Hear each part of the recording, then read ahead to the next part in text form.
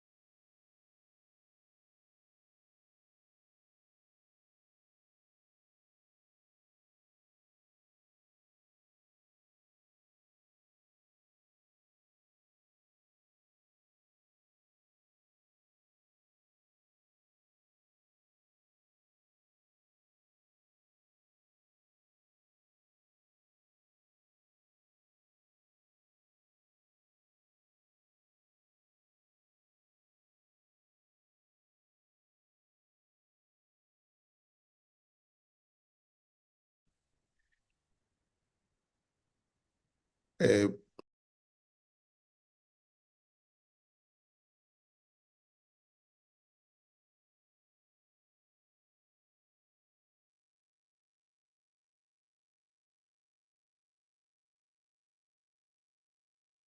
are muted, Chair.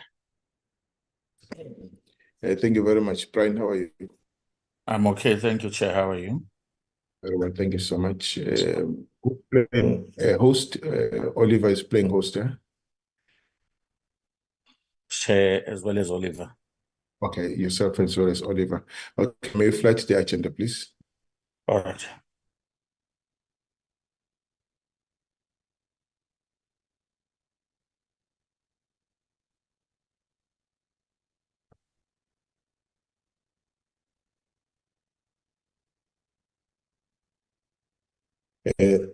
No, thanks, Brian. I don't see it. Oh, okay, there it is.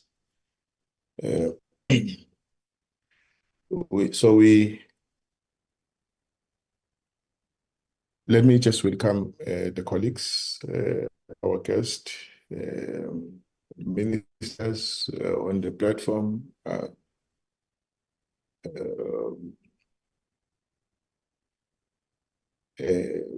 representatives, senior representatives from the different entities.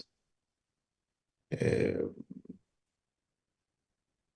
will do the introductions at the right time.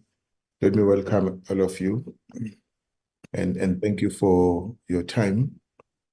It's 10 o'clock. We are starting the meeting. We have 4 issues on the agenda. After apologies, let me take apologies before I name those issues. Brian, are there any apologies? Indeed, Chair, we have an apology from the Minister of Defense. She's attending a cabinet committee meeting. That is the only apology that we have, Chair. Thank you, Chair. It's the only apology we have. Thank you very much. Colleagues, are there any apologies on your side that you may be aware of? Right, it doesn't look like. Thanks, we pass. The 3 items I mentioned, let me say 4 items I mentioned, is the briefing by the Border Management Authority on the cooperation between the Border Management Authority and the SANDF on the border, challenges and successes. The team is on the platform. I will introduce them just now. And 2 is a briefing by the content advisor. It's a high-level overview of the DoD budget for 2024-2025 and the strategic performance indicators. I, however, wish to state that we will stand down this item number 4. There's a request that we stand it down. The content advisor is at the meeting of the ad hoc committee that is dealing with the intelligence bill. Was assigned to that committee, and he has been with that committee for a very long time now. And so we will not have this item. He asked that I request that this item be deferred to another meeting.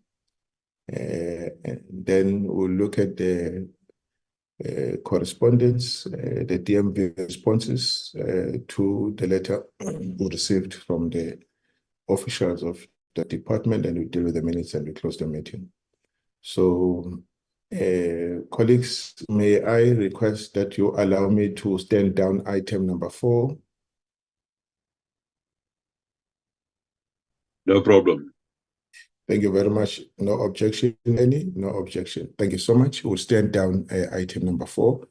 And that then brings me back to the item number 3. Let me, I got the message that the minister will be, the Minister of Defense, sorry, of Home Affairs, will be in attendance. Brian, can you confirm that? Oh, yes, he is. Indeed, Chair. Good morning, Dr. Aaron Matsoleti. Morning, Chairperson. Thank you very much, and you're welcome, Minister. Thank you for Thank you.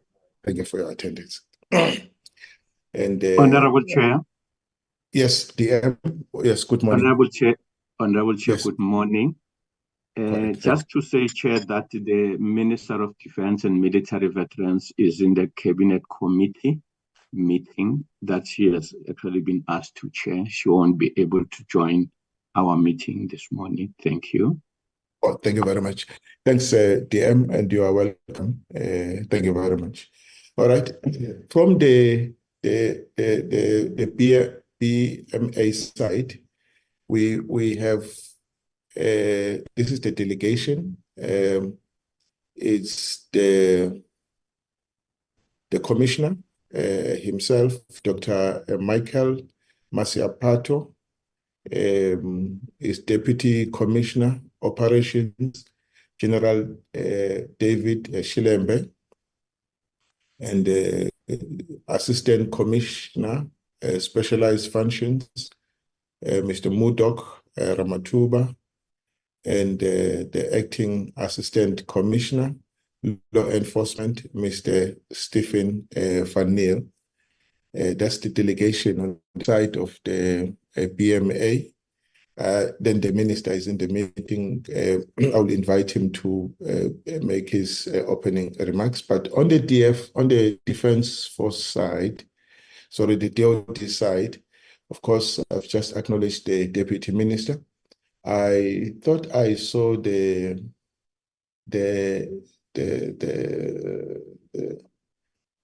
I don't see the acting SANDF. Yes, but I saw the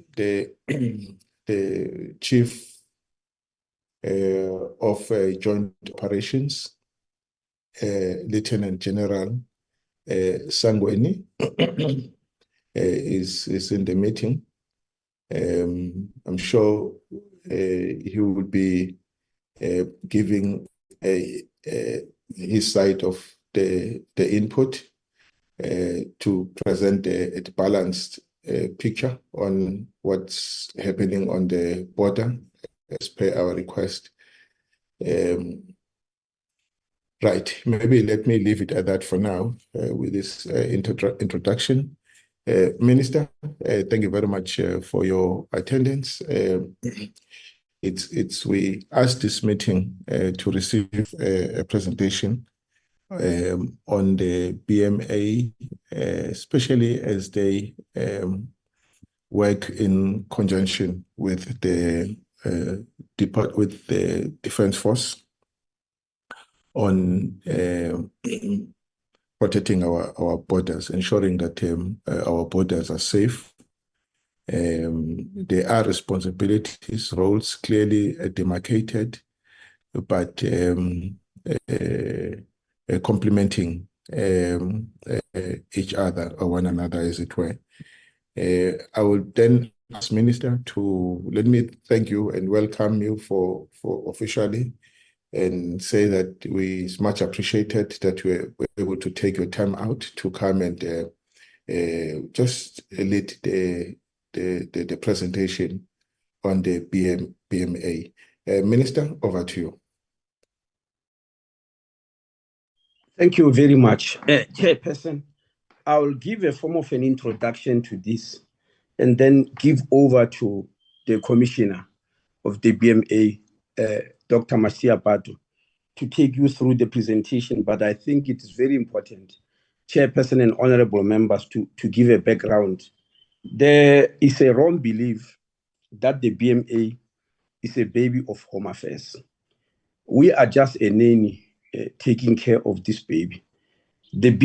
Because, Chairperson, in 2009, NICOC, the structure that coordinates intelligence in the country, military intelligence, defense, that's defense and military intelligence, the same thing, civilian intelligence in the state security, the crime intelligence services in the police, and the fiscal intelligence center, financial intelligence center rather. In 2009, when they were doing their intelligence estimates, came across a problem at the borders, and they recommended that a special authority be established to take care of South African borders, because at that time, 7 state entities were all operating at the borders with different coordination mechanisms. I think there were 4 different coordination mechanisms that were used, and all of them had proven not to be working. So that's why they eventually came with the concept of an entity that can take care of the borders. And that's why the Border Management Authority came into being. And you are aware that it took 12 years for Parliament to eventually pass this bill of Border Management Authority, because there were quite a number of differences on approach on what must actually happen at the borders. Now, the entities that were operating at the borders were supposed to have been absorbed by the Border Management Authority, but there were entities which practically could not just be absorbed, and strategically, it would have been wrong. Now, after a very long debate of many years, eventually it was agreed that 3 entities cannot be part of the Border Management Authority, but they must sign a memorandum of understanding in order to work together.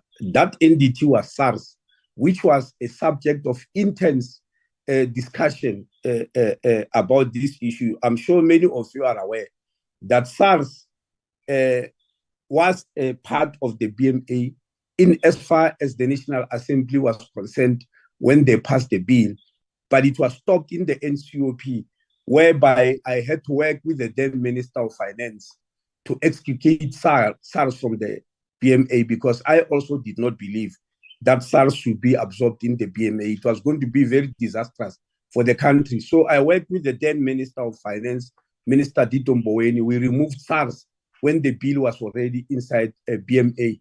And after that, we agreed that the Defence Force, South African Defence Force, the South African Police Services, and SARS will sign different memorandums of understanding on how to work together with the BMA.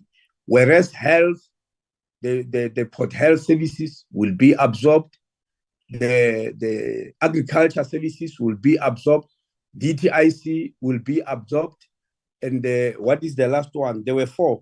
The Immigration Services in Home Affairs itself will be absorbed and become part of the BMA.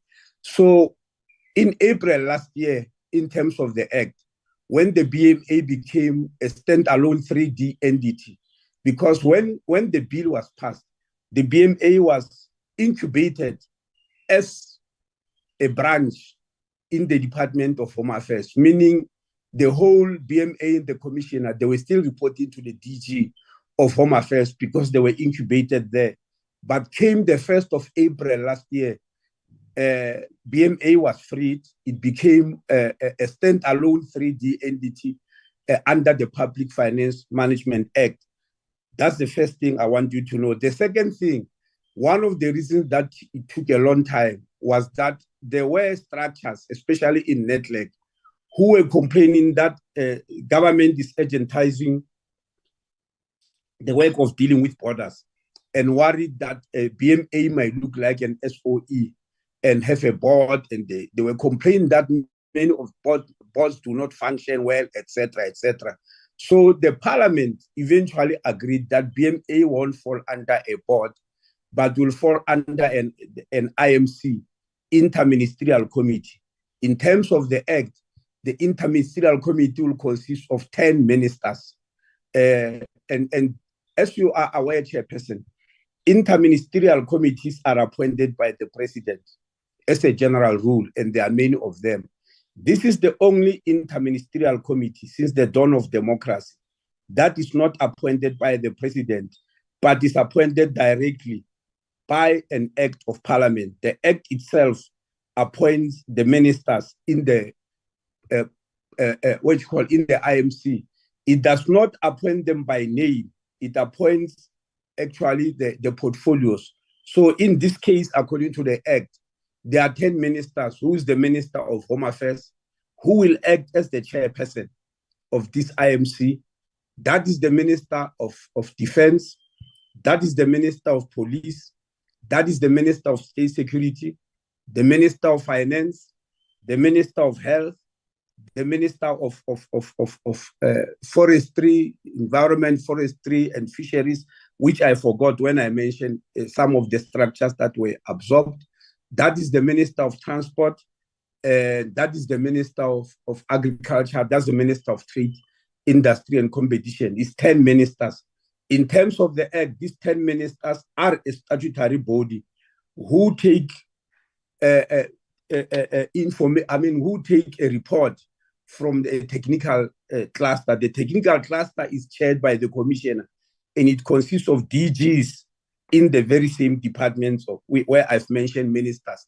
So those DGs will meet statutorily and make recommendation to the interministerial committee.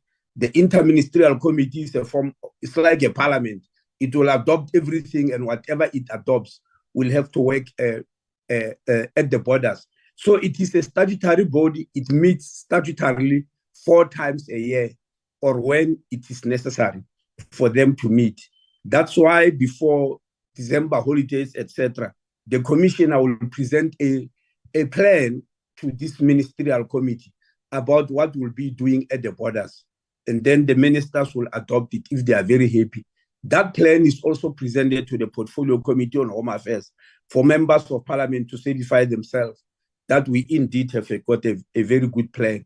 So, Chairperson, that's how the BMA is managed. So the issue of cooperation between the BMA and the Army, the Defense Force, is actually part of the Memorandum of Understanding we have signed, in the same way as the relationship between SAPS and BMA is in a Memorandum of Understanding, in the same way as the relationship between SARS and the BMA is in the Memorandum of Understanding. Otherwise, all the other departments' staff have been absorbed into the BMA, and their ministers are sitting in the committee. Now, the question I'm sure some of you will ask, who determines what? The BMA does not determine policy. If there is anything that must happen in health, the Department of Health alone must still take that decision. The BMA is to implement. What am I talking about? Take, for instance, during COVID, there were certain people who could not be allowed in the country. There were certain requirements, like a certificate of vaccination or the results of PCR results, PCR results, which are demanded, etc. Now, that work is still being done by the Department of Health, and they tell the BMA that this is what you should be implemented. As to agricultural products, for instance, as to what must come in, it's a decision of the Ministry of Agriculture who agrees with their counterparts, maybe even neighbors, in whatever fora they meet, and they tell BMA that from now onwards, this and that product is not allowed in South Africa anymore, or it can come in and out, etc. Same as the Ministry of Forestry, Fisheries and Environment on fauna and flora. They will decide what is required fauna and flora. How do you bring snakes in the country for those people who want to make snakes as a pet? What is allowed and what is not allowed? How do you bring pythons into South Africa for those who believe pythons are good pets, etc., etc.? That the BMA does not have capacity to do. It will be done by the Ministry of Environment and implemented by the BMA. In that way, that's how the BMA is working. So I think today is about exactly how do they work with the border, with the army, because truly speaking, there is no more where the BMA can protect the country if it gets invaded. That is still the work of the army. And the commissioner is there to explain to you exactly what is the role of BMA and how do they work together. Thank you, Chairperson. I thought it was important to give that sort of background. Thank you. No, thank you very much, Minister, for sharing us this background information. And I now invite the Commissioner, who will then give us the details to complete the presentation, after which I will invite the Chief of Joint Operations. Dr. Mike Masiapato, over to you, sir. Thank you very much, Honorable Chair, and good morning to the committee members. Good morning to the Minister, as well as DM Makwetla, as well as the rest of the colleagues on the call.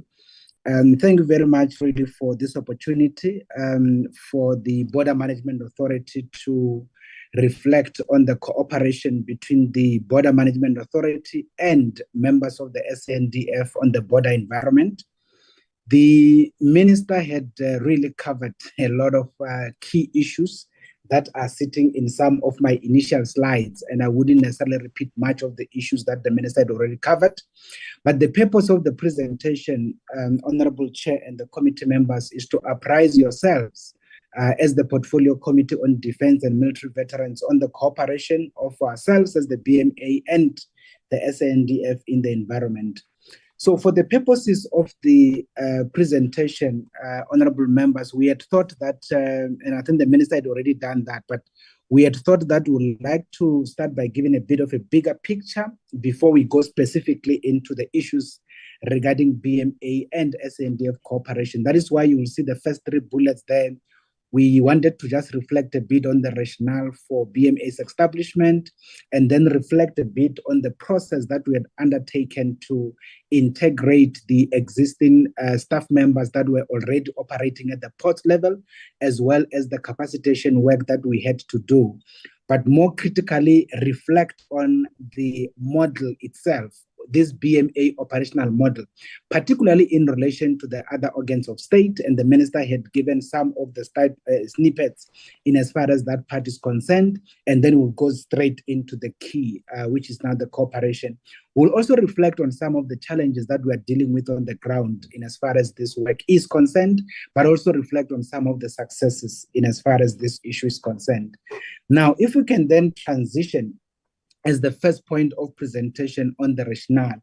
The Minister had already indicated at the point of transition, we had around 7 departments that were fairly doing some work at the port environment. And I think here, if you can be very much practical and say, if you were to go to OR Tambo by the 31st of March backwards in 2023, you were fairly to be confronted by 6 managers. And those 6 managers will be representing different government departments. And obviously the SANDF not being there, hence I talk about 6. There will be a manager for OR Tambo, for immigration, from Home Affairs, the one from health, the one from environmental, and all of that. So that kind of a model ended up being this multi-agency approach, which was fairly replicated across the 72 ports of entries, as it were, in the Republic, and of course in what we describe as the border law enforcement area. So that already meant that you will have around 7 different standard operating procedures that need to be complied with by those teams of officials representing various departments. Multiplicity of laws had to be implemented in this instance. We counted around 58 of those, which were fairly implemented in a way that was not necessarily that cohesive. And that already brought a lot of challenges in as far as our border management activities are concerned. And I suppose looking back in the past 29, 30 years or so, we are able to fairly agree that that application of a multi-agency approach had created a lot of silos, and we've seen that very much practically, but it also created a lot of fragmentation in terms of the work that we needed to do. Additional to that, we have also seen a underutilization of resources, because if you have to have a car, there must be a car for each of the departments, and the car could not be used interchangeably, and that has been very much problematic. The issue of corruption, I think we are fairly aware of. It has been very much problematic in the environment. The minister has already indicated in the past 29 years or so, we tried 5 different iterations to coordinate these various departments in the environment in dealing with this particular work of border management. Something that we can fairly agree on is that most and all of those coordination mechanisms did not necessarily bear much fruit. It was on that basis, as the minister said, that in 2009, there was a recommendation that came out of the NICOP to say we need an integrated border management model. And of course, the Border Management Authority, which was an agency at the time, was fairly recommended to be adopted in the country as a model for border management going forward.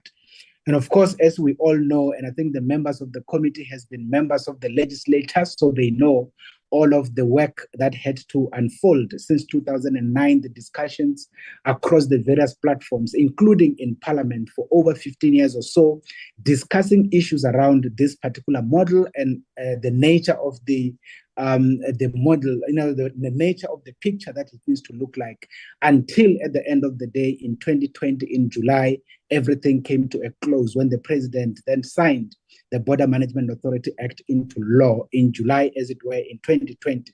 It is on that basis that as the Border Management Authority, we take a cue in terms of the role and the responsibility and the functions that we need to dispense of at the port environment.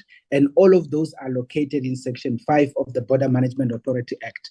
If you are to look at subsection A, as it were, of that particular section, it tells us that we have to facilitate and manage the legitimate movement of persons.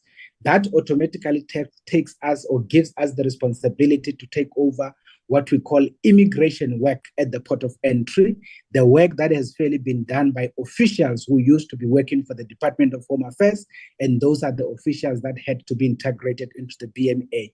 The reality of it, when you talk movement of persons, we need to be talking about people that are healthy and people that are not bringing sicknesses into the environment. And that is why we then had to take over the health responsibility. It is called port health responsibility in as far as the movement of persons across the border law enforcement area as well as the port of entry. But secondly, we had to then facilitate and manage the legitimate movement of goods. In this particular instance, we talk about goods of all facets, whether it is the product that comes out of animal, whether it's the product that comes out of trees and anything of that nature, or any other thing that is a product or a good as it were.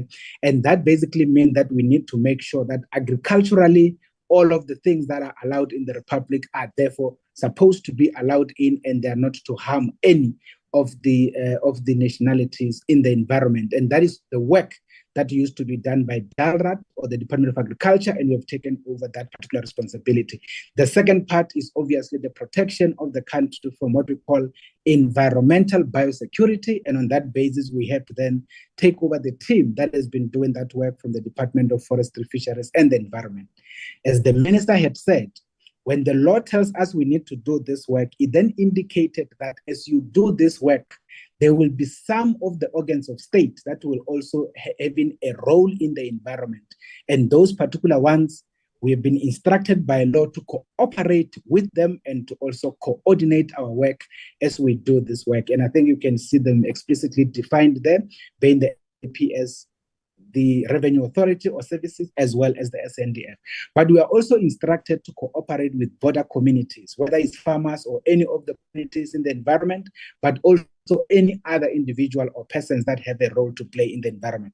If you are to look at Section 4, subsection 2, this is one section that has been put by the lawmakers intentionally in the Border Management Authority Act. And the intention for that, they were trying to make sure that there is no confusion in terms of what the border guards must do in the border law enforcement area and the port of entry vis-a-vis what the SAPS, what SARS, or even SADF must do. Hence, it says, when it comes to border law enforcement functions in those areas, which is port of entry and border law enforcement area, those functions must be exclusively performed by officers of the Border Management Authority. So that is very much explicit. And of course, the last bullet is what the minister had emphasized.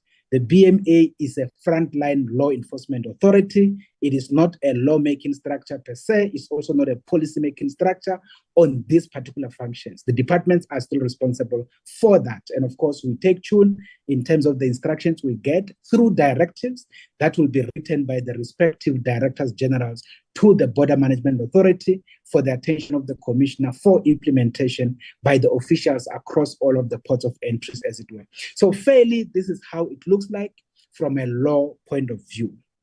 Now, we then thought that for the purposes of a bigger feel and a bigger understanding by the committee members, it is at least better to also give a bigger picture of what we had to do to get this BMA established. This is not something that we'll spend time on, but it is important to have that appreciation.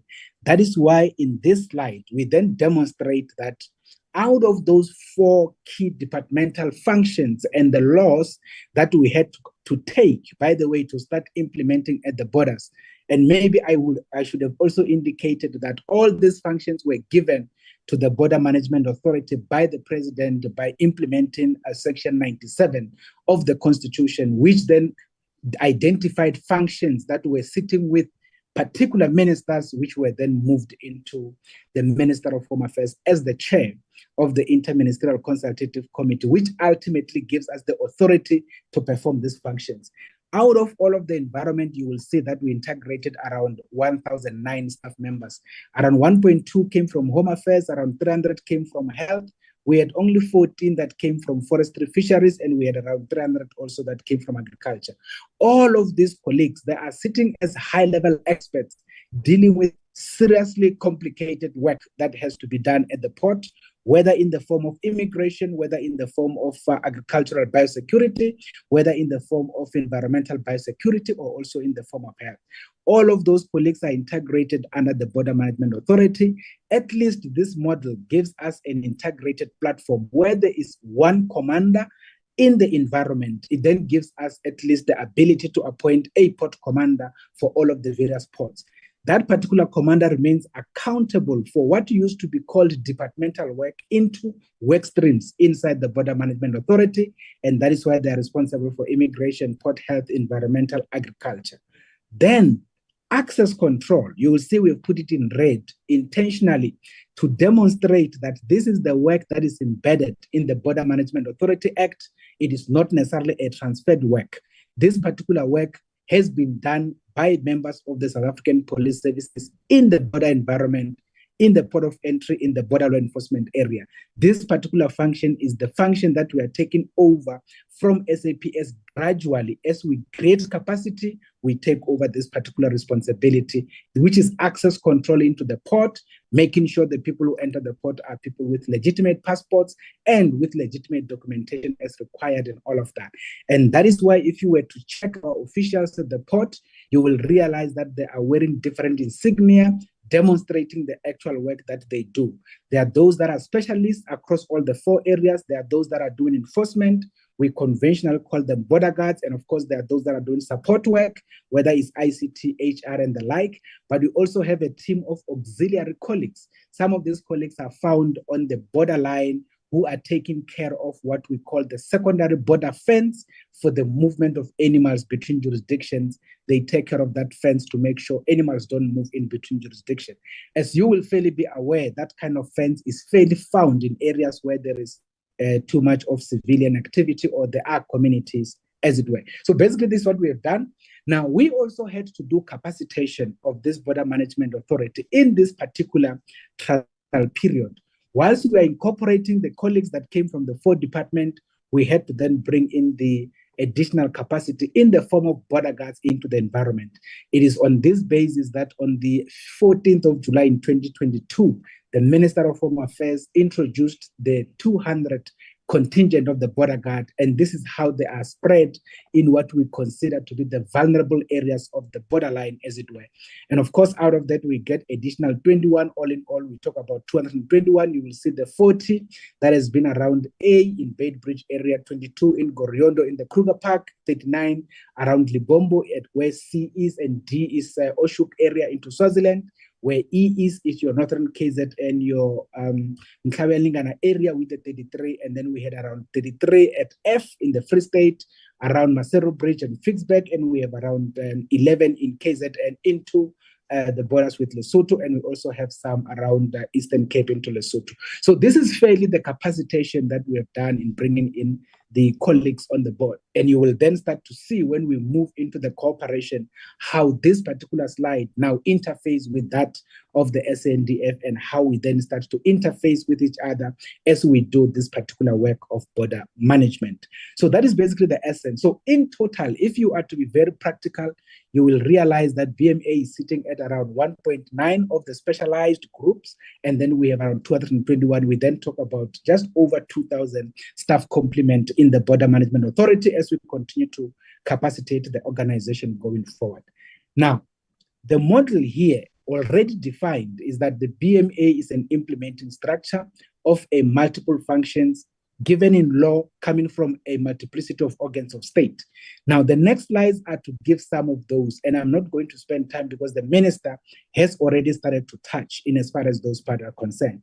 The first slide starts to tell us about the Department of Forestry, Fisheries and the Environment. They have the responsibility as the department to issue permits together with the importers as well as the exporters when things that are having environmental impact into the issues are supposed to be exited into the environment or into the country, or they're supposed to be brought through into the Republic. And I think the minister spoke the example there about snakes and all of that. So there are what we call your, endangered species and all of those, the movement of, lions and things like that. So the department is dealing with all of those activities at the highest level in terms of allowing what goes in, allowing what goes out. They are the ones who will do the tagging in terms of those consignments and all of those kind of issues. For animals, they do microchipping, for example. When they have done all of those, the key issue is, what is then the role of the BMA? As soon as the consignment arrives at the port, the BMA's responsibility is to validate the permit, validate the certification in terms of the import or the export consignment, and make sure that everything complies with what has been provided for at the departmental level, and therefore we are able to process whatever the consignment needs to either enter or exit the Republic. We have to also make sure that the tags, obviously, on the consignments are not being tampered with, and everything goes according to line. That is why the work we do on the ground is always being interfaced back with the department to make sure that we actually compare notes at all times, including the movement of endangered species in terms of the permits that will have been issued by the department and all of those. So basically, this is basically the interface. If you look at this particular slide, again, the minister has touched on it. This is about agriculture vis-a-vis the Border Management Authority. And again, I am not going to spend much time. Suffice to say, phytosanitary certificates in the importation of anything agricultural, whether it's the bringing in of some meat from Brazil, whether it's bringing in the red meat from Botswana, whether it's the bringing in of citrus from wherever or anything like that, the department issues your phytosanitary confirming this particular consignment is allowed in terms of the arrangements and the agreements and all of those kind of issues. And on that particular basis, the Border Management Authority on the ground is to look at all of those and make sure that everything gets processed in and out of the Republic. The main issue that I want to also indicate is the last bullet under the BMA's responsibility, and this is the one that I've indicated a bit earlier. We do have a contingent of auxiliary staff members who look after the fence to make sure that animals don't move in and out out of the protocols, because once an animal moves into our jurisdiction, we need to make sure that it is quarantined. We need to make sure that to check if it doesn't bring any kind of disease, and if it does, we can either do takedown, but of course those that are not necessarily a threat, we need to process them back into their jurisdiction. All of that work is the work that actually is done by the Border Management Authority on behalf of the Department of Agriculture. If you look at health, the minister had already touched on it, and minister did give example in terms of COVID and all of those. So when COVID hit, it is the Department of Health that will tell us that no, people must come with certification, people must go and get injections and all of those kind of issues. They will give us what are the screening measures that we need to do.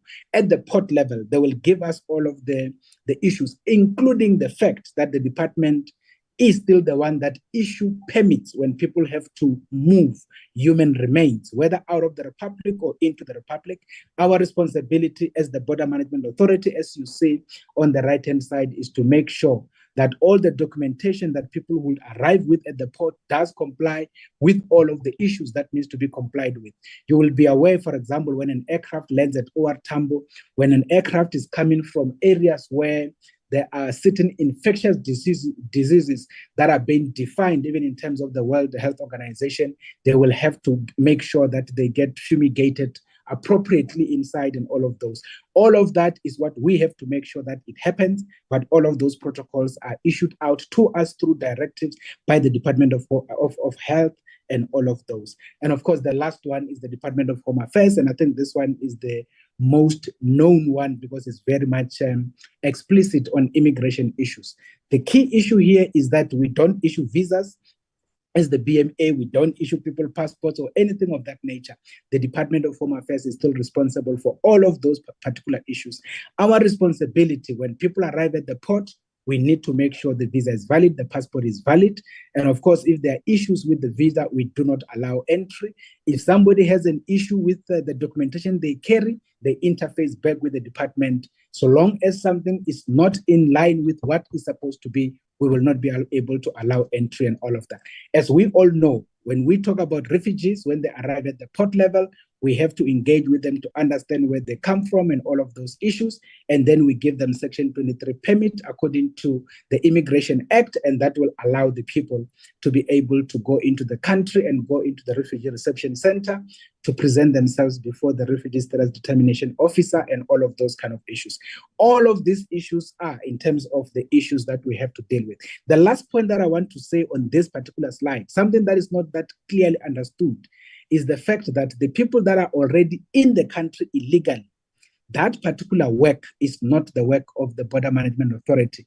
It is the work of the Immigration Inspectorate that sits inside the Department of Home Affairs that needs to go and discover those people and make sure those people get arrested and those people get deported. Once that happens, the responsibility of the BMA is to make sure those people don't come back again illegally into the Republic. And that is the relationship that we have with the Immigration Inspectorate as the Border Management Authority. So that is basically the essence in as far as this part is concerned. Then if we look at this particular slide, we are now starting to move towards the border guards' responsibilities outside the specialized functions of the people integrated. Here, we do have two teams of what we call the BMA border guards. We have the BMA border law enforcement port, and we have the BMA law enforcement field. So the BMA law enforcement port are the ones that are working around the port itself. They have to make sure there is inner perimeter protection services. They need to be making sure there is proper access control into the port. They need to make sure that people who access the port are legitimate travelers with legitimate documentation. In instances of the conveyancers or the buses or the taxis, they need to validate that this conveyancer who's carrying people has the legitimate cross-border permits issued by the Cross-Border Road Transport Agency of the Department of Transport and make sure that they are allowed to carry the people in and out of the jurisdiction.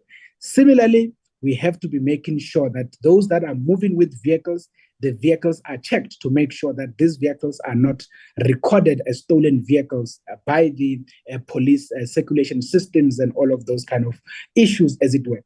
More importantly, part of the responsibility of the BMA law enforcement port is to make sure the goods that enters the Republic are the goods as declared to SARS, and therefore there is no anything illicit or anything illegal, as it were. So counterfeits needs to be intercepted and ultimately confiscated and ultimately destroyed accordingly. So this is really the work of the BMA law enforcement port. We will talk about BMA law enforcement field because that is the team that goes and work closely with the members of the SANDF. But before we go there, we just have to conclude the session here by demonstrating the SAPS part a bit, as well as the border guards, particularly those that are doing port work. So in this instance, as we all know, the role of the police is very explicit, whether in the Constitution or in the Police Act. They are responsible for 3 key areas of making sure crime is prevented. Once crime happens, they need to make sure it is combated. Once it has happened, they need to make sure that it is investigated. So if you are to look at that responsibility, you will get to realize that the border guard's role is to make sure access control is done in line with the immigration requirements, the movements of persons, and all of those kind of issues. Once there is to be any classical crime that happens inside the port, somebody, for instance, gets shot, the police are called in, the detectives will take over, they will do the case investigations, and the BMA does not do that. If people have to be arrested for doing any kind of crime, those people will be arrested by the police or even by the border guards, and they will be handed over to the police station nearest to the port and make sure that they go through the normal judicial process in the Republic. In terms of SARS, very much explicit, SARS's responsibility is to make sure that revenue is collected in terms of the movement of goods in between jurisdictions. But more importantly, is to make sure that the declaration that the people do to them is indeed correct and make sure that the paperwork that is being done there is in line with that. The responsibility of the border guards on the movement of goods is to make sure when the truck arrives, they've declared that they are importing 5 laptops, they have paid 10 rands excise duties. We have to be making sure that indeed what they're carrying is 10 laptops and not 20 laptops and some bit of additional screens there that are outside the framework. So that is really how the two relate and interface with each other. Up to this point, all of this relationship has been well defined in the implementation protocol. If we can then quickly move into the BMA SANDF cooperation in as far as border management work is concerned, and this is the core, I suppose, of the presentation, as we are almost in the middle of the brief. What does it mean? One, we need to put it very explicit, as the minister said. Section 27 of the BMA said, because you have to interface with the SANDF, we need this interface not to be based on individuals or based on personalities. It must be based on law. And that is why the law tells us we needed to conclude an implementation protocol, which gives all the details that talks about the operational activities on the ground between the SANDF as well as the border guard. And we can confirm that on the 11th of May, 2022, the implementation protocol between BMA and SANDF was signed by the Commissioner BMA as well as the Secretary of Defense, and of course with the concurrence of the Chief of the Defense Force. So all of that has fairly been done. Now, if you look on the left, we are just demonstrating the mandate of Operation Corona of the SANDF, and this is something that has been just taken as a picture in terms of the deployment of the SANDF in Malala Drift in our border with Zimbabwe, as it were. So I'm not going to try and recite the content of all of that. I think we fairly know the laws that defines the deployment of the SANDF in terms of the Defense Act and ultimately the processes that must be undertaken and all of that. But what is more critical here is to say, we have said that the BMA works in port of entry, very explicit. The second element, it says border law enforcement area. What does that mean? It means that even outside the port of entry, there are activities that will happen when people overflow out of the port and want to attempt to actually exit the country illegally. Beitbridge is a typical example. We had instances where a bus will arrive on the Zimbabwean side, 60 passengers, all of them illegal, no document. The driver is with documents, the bus is fine. What do? The people get out of the bus and they go out into the river, and the bus enters the port and then exit to the other side of the port. And the people will then walk through into the bushes and enters into the river. They get facilitated and they go reconnect to the bus on the South African side, and then they drive into the country. That is the issue. It is for that that the BMA then has a contingent that is called BMA Law Enforcement Field. This is the team that has to take care of those areas outside the port on the borderline. We basically call that vulnerable segments on the borderline. And that is a 10-kilometer distance or any reasonable distance as the law defines. So in that instance, we are able to monitor the activities in that particular area, but we must also be able to intercept any movement of individuals who are trying to enter the country illegally, but also the movement of animals, as it were. And it is that particular team that needs to enhance their collaboration with the border communities, whether it's the farmers, and be able to develop the collaboration metrics to make sure that the work that we do is fairly supported by the communities around the border environment. Once again, that is not just a wishful statement. It is something that is defined in law, Section 5, subsection C of the BMA, that we need to do this particular work. Now, in this instance, we want to also indicate at this particular slide, to indicate that as we do this particular work, there are those areas outside this particular environment closer to the port. We call those areas vulnerable segments on the borderline. These are areas which are straddling communities. They're straddling communities because there is one side of the communities on Botswana side, one side of the communities on the South African side. In those particular areas, we then do static deployment of the border guards to make sure that they monitor the activities in those areas and deal with any illegalities. Now, we want to also confirm to this portfolio committee, Honorable Chair, that we, because of capacity, we are not as yet at that level, meaning we have not as yet been able to deploy in those vulnerable segments.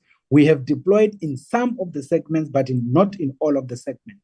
Therefore, we still have the SANDF being deployed in some of those vulnerable segments, assisting in dealing with those situations.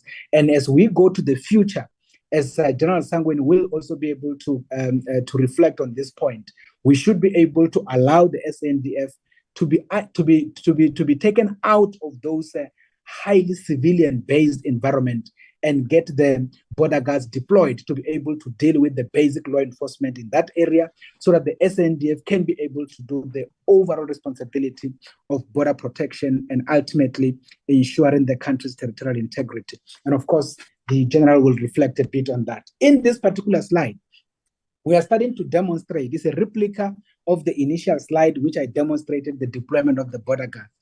Border guards are represented in green, Defense Force in terms of Operation Corona in red, and then we do have the green ones or the dark green ones on the coastal side, and that is just a demonstration of the deployment of the BMA Maritime Guards. So if you were to look at this, it is indeed a replica. You will see that on the northern border with Zim, we do have the border guards, but also, as I've indicated, the SANDF there. And similarly, if you were to look at the border with Mozambique, in the Libombo area there, we also do have the same contingents there, and we also have those in the northern KZN, as well as KZN Lesotho and Free State into Lesotho, as well as Eastern Cape into Lesotho. You will also see that the SANDF is also present with the border with Namibia in the Northern Cape to Namibia and northwest into Botswana. Those are the areas that we are to get capacity and start moving into those areas as the border guards. Those vulnerable segments in those areas, we should be able to have the border guards deployed in those areas. And by the way, let me also say this point. The identification of the vulnerable areas or vulnerable segments on the borderline is something that is done collectively with the members of the SANDF, and we are able to agree that this is an area which is very much vulnerable, too much activities here, whether it's Gate 6, whether it's Chilamulomo, where we have deployment already. We should be able to do that collectively and do static deployment of the border guards, which then allows the SANDF to do their high mobility activities in terms of protecting the Republic. So if you were to look on the right-hand side of the screen at the bottom part, it gives some bit of technical data there about some of the deployments that we are referring to. So in there, one of the key issues that we just want to amplify is to indicate that the roles and responsibilities are clear. But in as much as they are clear, there are functions that ultimately happens, which ultimately brings a replica. A typical example, if out of the environment itself, the SANDF intercept people who cross into the country illegally, They also do the interception and they also do the arresting. And on that basis, they then take those arrested people and give them or hand them over to the BMA, and BMA will take them to port for the purposes of processing those for deportation. But of course, in instances where it's the area where the BMA is not present, like in the Northern Cape area, particularly in those areas there, they are able to take them to the nearest police station and all. But the reality of it is they need to be handed over to the BMA in the nearest port for the purposes of deportation. So those are some of the interfaces that actually happen together in the environment. And of course, you will realize when we start to talk about some of the challenges that we deal with, that there is also that interface. This particular slide, Honorable Chair and the committee members, is starting to reflect on the deployment of what we call the maritime border guards, or others we call coastal guards.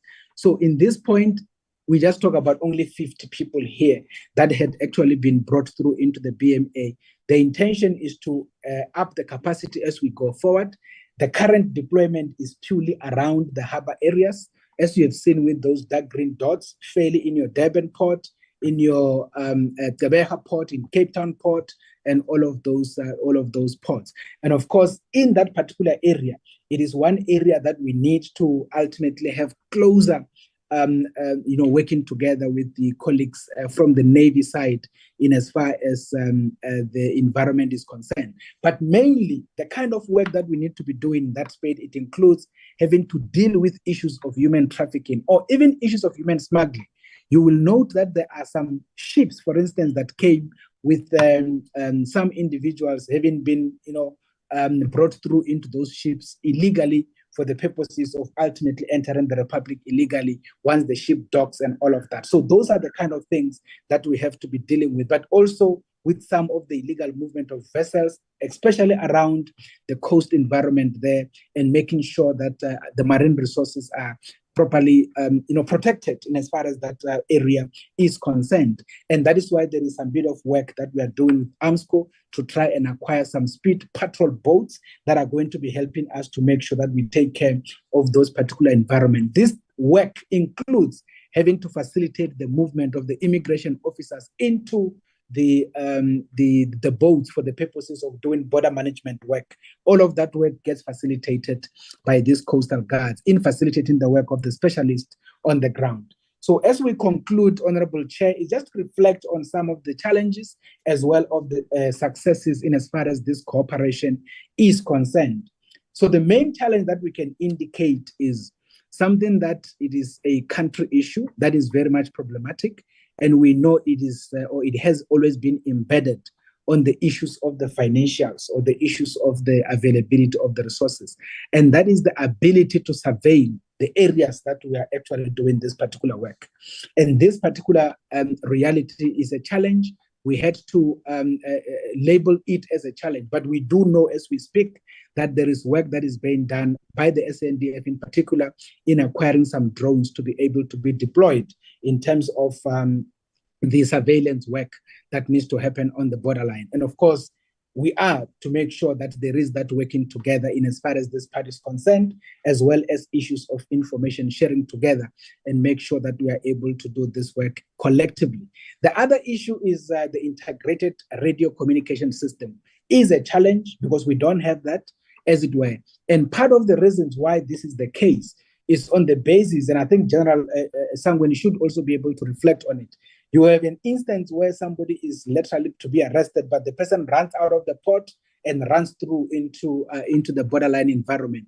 When that particular person is running and the border guards are pursuing that person, we are not going to be counting kilometers and say, no, we are stopping here because it's 10 kilometers. Hence the law says, and any other reasonable distance. It means that we should be able to interface with our colleagues in the Defence Force to be able to help us to intercept the individual and all of that. Hence, we say this is a challenge because we don't have that. But as we build this relationship and we get some finances, we should be able to have this kind of communication already enhanced. Similarly, when the border guards are doing their work, in instances where we have to possibly have to find a serious contingent of some armed group that becomes very much militaristic in terms of approach, we should be able to alert and activate the SANDF to come and take over the environment and be able to lead in terms of the offensive in as far as those issues are concerned. In instances where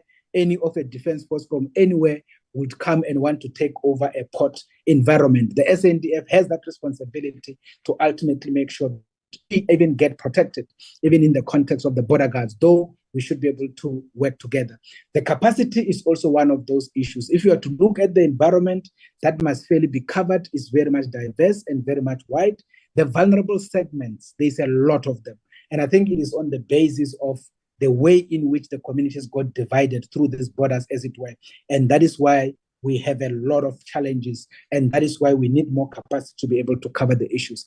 Budget constraints is one thing that DM Makwetla has always been championing for all this while, and I think he should be able to reflect on that as it comes through. In terms of the successes, basically we just indicate that we've been working together, and there have been some deployments, and that we have also been, going to some of the hotspots, or what we call the vulnerable segments, even if we don't have static deployment of the border guards, primarily because of the capacity issues. But we are able to visit those to make sure that we still stand as a bit of a deterrent.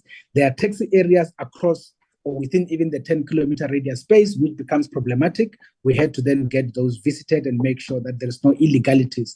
We also had some targeted roadblocks that we had to do around the corridors, or what DM Makwetla calls the arteries, to make sure that we are able to intercept individuals who might have managed to get into the country illegally, but when they get into the corridors, we are able to intercept them and be able to make sure that they are processed back as it is supposed to be. There are also food patrols that we've been doing.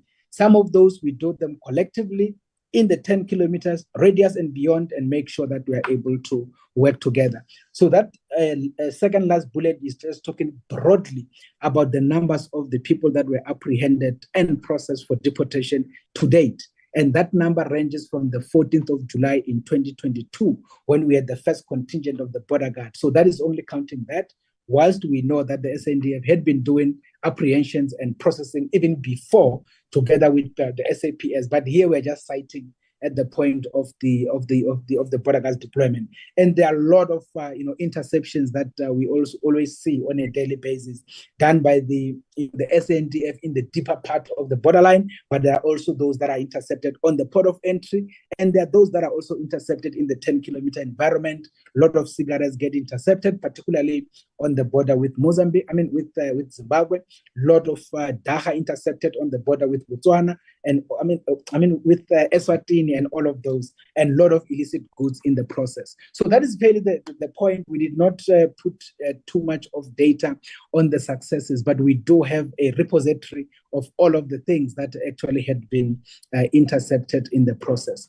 Honorable Chair, that is fairly in short the work of the Border Management Authority and how we effectively cooperate with members of the SANDF in doing this particular work, and also how we interface with the other organs of state, but including with the other stakeholders like SAPS as well as the Defense Force. So fairly what we are saying on the recommendation is we would like the Portfolio Committee on Defense and Military Veterans to support this work that we do on this integrated border management model, and even in the way that we've been doing this work in collaborating with members of the SANDF.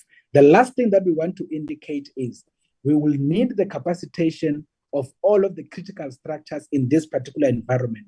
Capacitation of the Border Management Authority in terms of the border guards to be able to fully take care of the ports, but also be able to have the filled 10-kilometer environment covered. But similarly, there has to be capacitation of the SANDF to be able to take care of the rest of the environment and ensure that the country's territorial integrity is preserved. So that is, in short, the presentation as requested. Thanks, Chair. No, thank you very much, Commissioner, for this elaborate and very clear presentation. For the sake of completeness, I will invite the Chief of Joint Operations to make his remarks before I open it up for discussion. Lieutenant General Sangweni.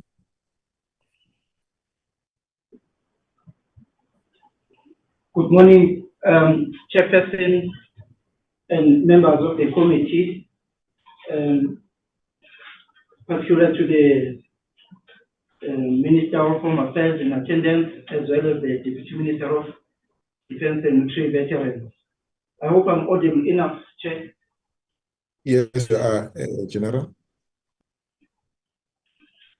Thank you, Chair. My contribution to the presentation by the National Commissioner of the BMA, Dr. Mike Masiapato, is just to reflect and contribute to what he has presented to ensure that the committee members have a full scope of this new approach of the BMA and the SANDF working in the same space.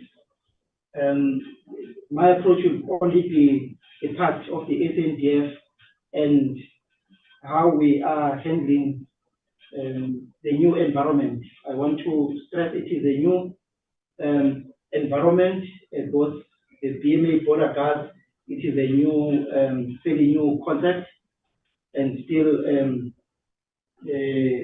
being developed to its full capacity to change. With the presentation, okay, rather, let me start this way as well.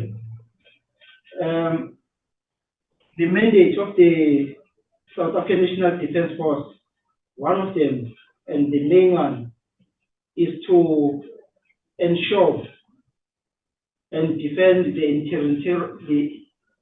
territorial integrity of the country.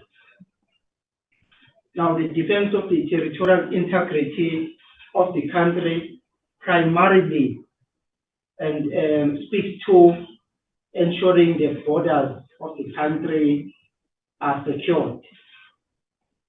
Then, if the borders of the country are secured, it provides safety and security of the entire country.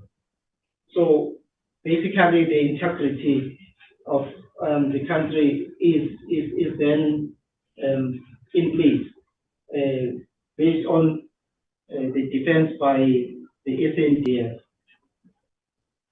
And basically that's what almost all countries subscribe to, that you have your military to defend the country in respect of the national borders with neighboring countries, or even those who are not neighboring, who are somewhere far, if they have to try and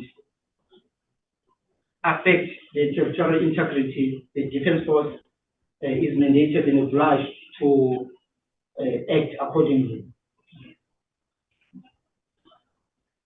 Now, the current dispensation is that the SANDF is responsible for the borderline protection, which we better word is border safeguarding. But I'm just going beyond saying it's border safeguarding, going to the detail that it is expressly protecting the borderline. And I wish the committee members will take into cognizance the word borderline, because it does not then include the port of entry, which the normal terminology we use is the border gate. The border gate or the port of entry is not the same as the borderline. Borderline, it is the fence or whatever physical construct that is there to demarcate and indicate the borders of South Africa and the other country across. So our primary mandate and what we do is protection of the borderline. And we conduct that by deploying force elements on the borderline 24 hours a day, the entire year. Now, one of the legislative issues is that our borderline is start from, okay, rather, let me rephrase. It excludes the border gate or the port of entry, and it demarcates that we should be 10 kilometers away from the port of entry. The port of entry's responsibility is the SAPS or the border guards as of now, and all the other elements that are responsible for immigration. But they also have responsibility of 10 kilometers left or right of the borderline. Then we take from that 10 kilometers and then we go as far as the border is. Now, with the BMA,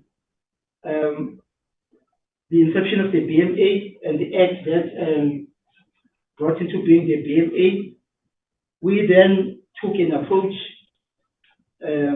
after the implementation protocols were established and signed and agreed upon and signed, that we are now faced with two elements which are armed, security elements which are armed in the same space, which is not ideal and a bit difficult, and has got certain risks.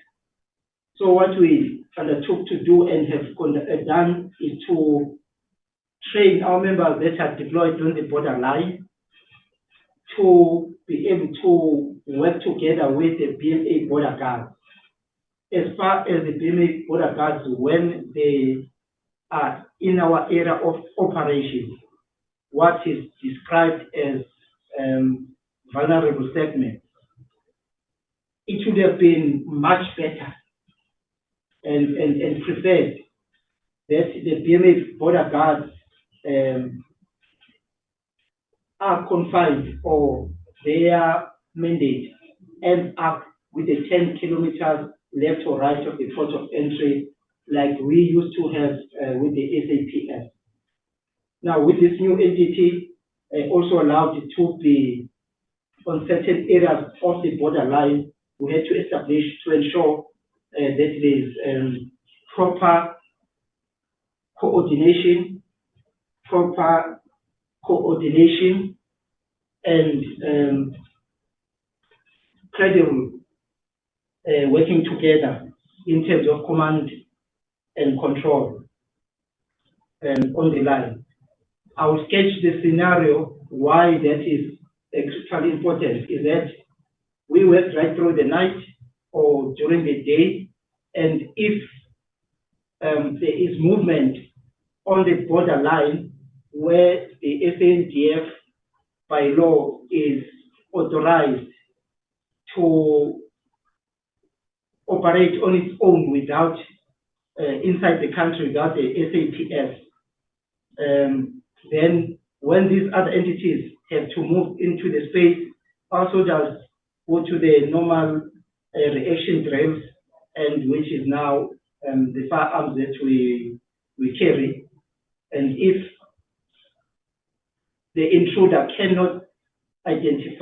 be identified clearly and there's a threat, then we react by using our firearms. So we had to ensure that our soldiers are trained, that they must work together with the BMA, and there are means and ways, coordination, daily coordination. If a team or a section or a person from the BMA border guard has to come through into our area of operation, that person must report prior and indicate that, and then it will be allowed, and we know that this is own force.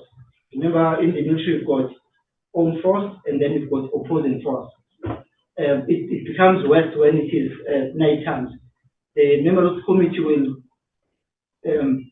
be aware that there were previously incidents on the borderline between the SAPS and the SANDF based on failure to identify and coordinating that this element would be there at this time doing their work, which they are allowed and must be able to identify themselves. If not, the soldiers take over in terms of our deployment rates, and this has created some problems which were addressed accordingly. So yes, that is in place. So far I can report to the committee, as I presented previously when I was requested, that there hasn't been anything that went wrong with the BMA border guard getting to our area of operations. What we have ensured that there is proper coordination and cooperation. Well, Chair, if you allow me, I wish to reflect, seeing that now in the slide that one of the slides was presented, where Dr. Masiapato indicated that they've also deployed BMA border guards at the harbors at sea. The way the presentation reflected, it indicates as if they are now also deployed in the maritime space. And now the maritime space is why I'm saying it's now they are at sea. That's the maritime space. So now, which we know, we are not aware. Okay, personally, myself in the joint operation environment, I was not aware that they are now deployed border guards at sea. But I hope and believe that my assumption would be they are deployed at the port, at the harbor, but not at sea, as we currently believe that it is. For now, it is the SANF that is responsible for that, both the inshore and offshore part. And if the deployment of the BMA border guards will be confined to the harbor or the port, it is within their mandate, and it is where we do not deploy as well. So it does not affect us. We then carry on and do our mandate to protect our sea. But if then I heard Dr. Mike Masiapato indicating that a concept of coastal guards might be coming in the future, because they are securing or acquiring the relevant tools of trade like boats, and also maybe to train members to be at sea with the concept of coastal guard.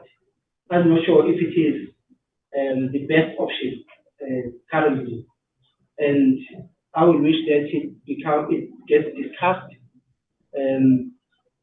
by my superiors and the border management, the BMA seniors, and find a way whether is it not duplication of effort if you were to add the border guards, contrary to empowering or providing the necessary resources for the SA Navy to deal with their maritime mandate, both inshore and offshore. Members of the committee will be well aware that the SA Navy has now procured 3 vessels. The inshore multi-mission patrol vehicle. It says multi-mission, but it's inshore, it's not actually offshore. So that's one capability that we've been provided with funding to procure the required capability. So we are handling or responsible for the inshore and offshore. So the coastal guard might be, that's my opinion, a duplication which requires further engagement at relevant levels, whether it is necessary or not.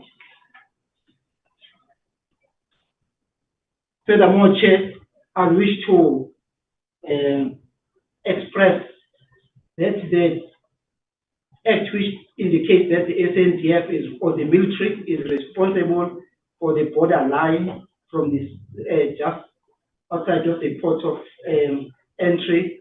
It is because the border line is the first line of defense, and also it is the last line of defense in case we need to up our game, or there is an aggression rather against the state or the territorial integrity, which then those soldiers that are deployed are trained and know that if the situation escalates to it requires much more conventional approach, then we will dig trenches and get into the trenches and bring in much more bigger weaponry, and becomes the first line. We will do the defensive while other elements will move into space.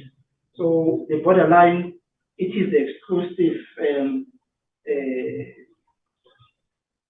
area for the defense force ideally. It could not be okay that the SANDF will then be called in when and then move. Will be very late by the time. Our soldiers are trained and told that they are the first line. They must be able to, what they are doing, peacetime and border protection, be able to escalate their effort by digging trenches and taking defensive positions. Maybe coming to the end, Chair, my contribution would be, there is one part that we feel it is appropriate for the BMA border guard to be in our area of operation, which is the borderline, is the what we call informal crossing points. Informal crossing points. Yes, those crossing points are a problem. I believe all of us were quite aware about such, because it allows that people can move across the two borders or the two countries without going through the official port of entry and without passport or without any permit. And now at this stage, it is a burden of responsibility of the military or the SANDF to manage or administer that which is not our competence. What we've been trained is that it is illegal and a crime for any person to cross the borderline at an area other than the designated official port of entry. But now there are these informal but allowed or authorized, I'm not sure what is the correct way, and whether they are authorized to move across without going through immigration. They do not produce passports. And what we do, we then have to do static deployment and manage in that aspect. We strongly feel that then the BMA border guards, because they've got training of immigration and they have authority, they can manage those informal crossing points and give it a name if they have to give it a name. And we concentrate on the borderline in terms of defending and dealing with those who cross the borderline illegally, and confiscate the boats and arrest and do all other that is necessary.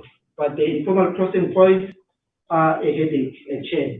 And for many years, Home Affairs tried to come up with solutions. It has not materialized. We end up managing school children who are moving across from the other neighboring countries to go to school, and those who need to go to clinics in South Africa because their clinics in their country are too far away. Others who have to go about 200 kilometers to the port of entry and come back to this other side to go towards relative. That one, if the definition of vulnerable segments, we will agree to that. But it seems sometimes when we hear, it seems these vulnerable areas are much more than these informal crossing points. And I would urge and request that the BMA border guards try and focus of covering all of those informal crossing points with the border guards that they have now, so such that will then be released from that burden. Chair, as you know, the famous Gate 6 between Mozambique and South Africa, there's quite a lot with Eswatini, there's quite a lot with Botswana, and in Mpumalanga, there's quite a number of them as well. That's where we wish that the BMA border guards must be concentrated. Chair, I will throw one last aspect. The decision for the BMA to come into existence is not a contention from the SANDF or the DOD, but they are parts and aspects which should have been considered differently. We, as the government, could have considered to capacitate the military and the SANDF in their role of defense of the territorial integrity by providing the necessary numbers, providing the capabilities, and it will have not have these vulnerable segments where the BMA border guards had to come into the same space. BMA border guards would have been confined to the inside the port of entry and the 10 kilometers left and right of the port of entry. So we still feel if the SANDF can be capacitated accordingly, there will be no need of an additional force element in the same space. And we could say it is duplication of effort and it is wasteful. So we could have approached this a bit differently, and I hope it could still be considered, because the corona borderline is fixed to land, air, and sea. Are we saying the BMA will also get to the airspace? If we do not capacitate the SANDF, because SANDF is struggling, then means we have a BMA bodyguard capacity to go and deal with the airspace and deal with the sea water and also young land. So that is my reflection that there is aspects that need to be discussed further and engaged on and maybe improved or reviewed. Chair, I submit. Thank you very much. If this cooperation is based on a written agreement or some instrument, it means that it requires some refinement, so to speak, to address the areas that the Chief of Joint Operations is raising today. Because unless they are attended to, they will remain a source of challenges. I think the Minister will want to come in maybe to clarify 1 or 2 points before I open it up. Minister?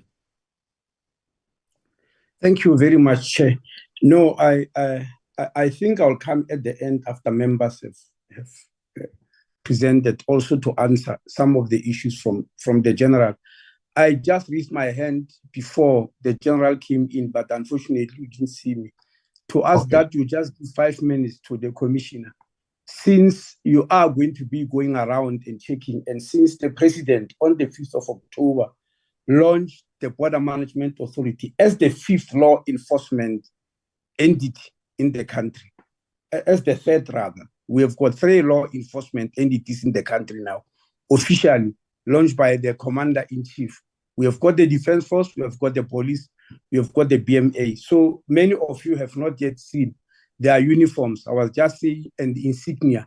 So for you to experience what it means, I just thought you'll give him 5 minutes just to put on the screen what the third law enforcement entity in the country looks like. Thank you very much. All right, thanks. All right, so this is, okay. These are voter cards. That is what I want him to explain. Can he? Yeah, just no, you are not going to go to mission statements or all that. Just show the pictures, yeah, and explain what they mean. Thank you. Okay, thank you. Who's doing Yeah, it? no, thanks. I thought No, you spoke thanks. to your pictures. No, thanks, Minister. No, thanks, Chair. Yeah, maybe just to quickly reflect on what the Minister is saying is just that we excluded this from the original presentation. So as we had indicated that these are the 4 different insignias in a way, insignia just meaning the badges that the people will be wearing. So if you look on top, you will realize that is what we call your corporate uniform, and these are the colleagues. If you go to OR Tambo today or any day, you will find them wearing this uniform. So this uniform is then worn by specialists. If you look on the left in terms of where we indicate specialists there, so they will be wearing specialist insignia.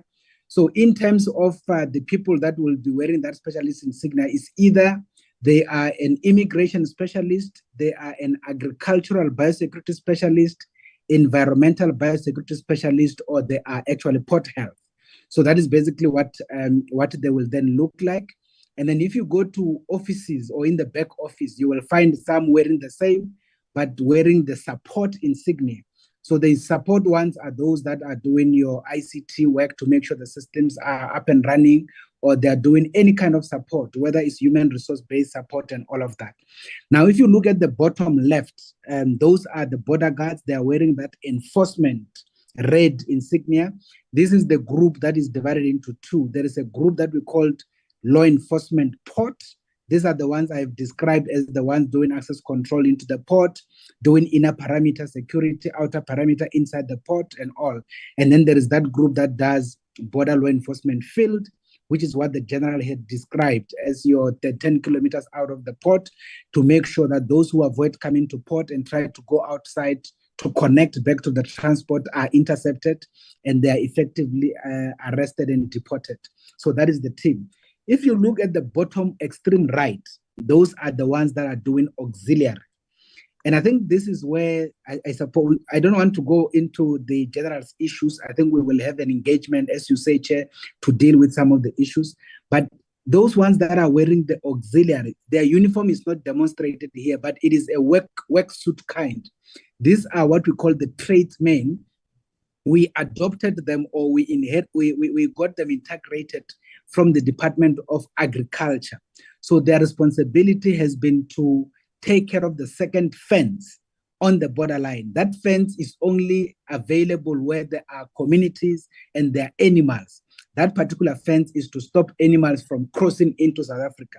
And that is where we then have a second layer of our presence in terms of taking care of that border fence. And that is a day work. It's not necessarily a night work per se, as the general reflected on in terms of the dangers that goes with it. So this is the slide that the minister had spoken about. And yeah, I suppose it is clear. And then I can take it down. Thanks, Chair. Thank you very much. Let me just recognize hands. I saw Mr. Mare, Mr. Bond. Mr. Mare. Thank you, Chair. Thank you for the presentation. And thank you for the response by General Sangweni. The General, I'm actually very glad that he responded. I've just missed a presentation from his side, and I would appreciate that he also give us a presentation at one stage, because he has addressed quite a number of things that I've picked up, and I'm glad that he has raised that, because that indicates that we might have some protocol that we haven't seen, and that you have referred to, Chair, and that we should get a copy of, so that we can, interrogate that to see what is actually expected from us in terms of that agreement, and what not. But clearly there's a lot of things that is still totally not confusing only to me, but certainly to the Defence Force as well. And in the meantime, Chair, I've got a few questions and queries and concerns. And the first one start off with, what is the actual mandate of the BMA?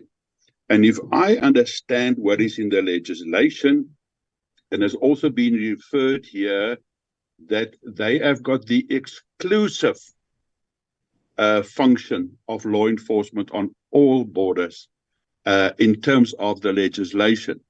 Now, my concern is National Treasury normally provides funding to the different departments based on their official mandates. Now, if the BMA has got the official mandate of the total border, all borders, official points of entries and between official points of entries, and they get the funding for that. But we as the Defence Force only have got some protocol or an agreement to do the work basically then on behalf of BMA. Do we get additional funding from the BMA that they receive from National Treasury, or must it come as at the moment from the bottom line of the Defence Force, which is only impoverished the Defence Force in actually taking away budget that we require for our own troops to be deployed either abroad or in terms of our prime mission equipment. So that is my first question in terms of that and how that funding works and the mandate, whether that is correct in terms of the total border or whether it is only official points of entry. The next one that there seems to be confusion about is the 10 kilometers. In the presentation, they talk about a 10-kilometer radius, while it has now been a couple of times referred to 10 kilometers on each side. 10 kilometers on each side means a radius of 20 kilometers. Now that makes a big difference, and that is where where our soldiers and the BMA can cross each other, and then that can cause confusion. So what is the actual situation in that regard? Then, in terms of the numbers of the BMA officers that has been deployed, that is like a drop in the bucket in terms of what we require on border posts, but also between official points of entry. So that doesn't seem to me like in any way adequate to really protect our borders. And again, that comes back to, so what is then expected from the Defence Force? And then lastly, what is important for me is the reference to coastal guards and coast guard. Now, we know that they've even referred to on the maritime side and even the possibility of Arms Corps assisting them to acquire vessels. And the Chief of Joint Operations has clearly pointed that out, because for me that is a total confusion, because the illegal immigrants do not only come in at the official points of entry. They've clearly said that, look at our coastline and how many kilometers is that? Who is now protecting that? And what is expected from us? And what is expected from, agricultural, sea fisheries? What is the kind of cooperation with regards to deployment on the sea? Does the BMA already have got vessels or access to maritime vessels? Do the Department of Forestries and Fisheries have got vessels that they've got access to and give access to the BMA? Does the Environmental Affairs, do they have got vessels that they've got access to? And that should inform us and the SA Navy of what is expected from us. And again, my concern is about budget, because it seems like they get the funding based on their mandate, and then the Defence Force, who must do the work, do not necessarily get that funding.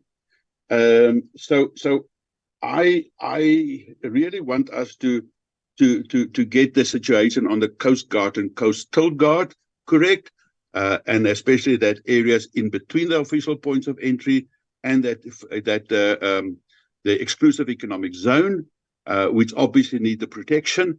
That is part of our border security. And when do they foresee? Will they get their own Navy vessels? And do they already get budget allocations for that, capital acquisitions?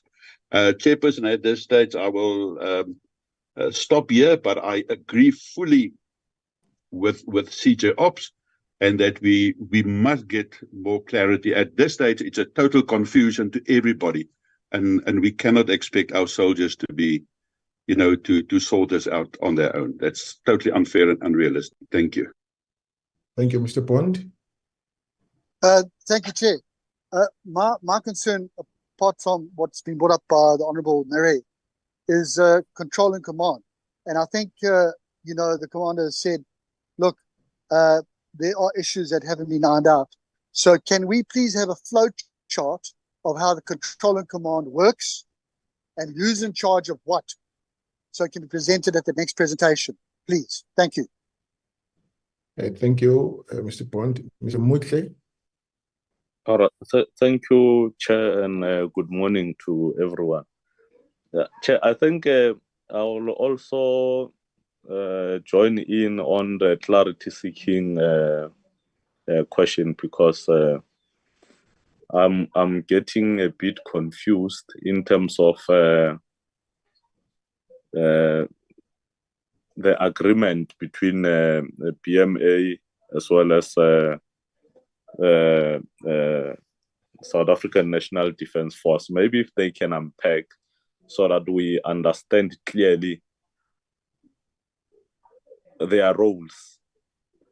Because for an example, I think us referring to border management agency or reducing it to ports and land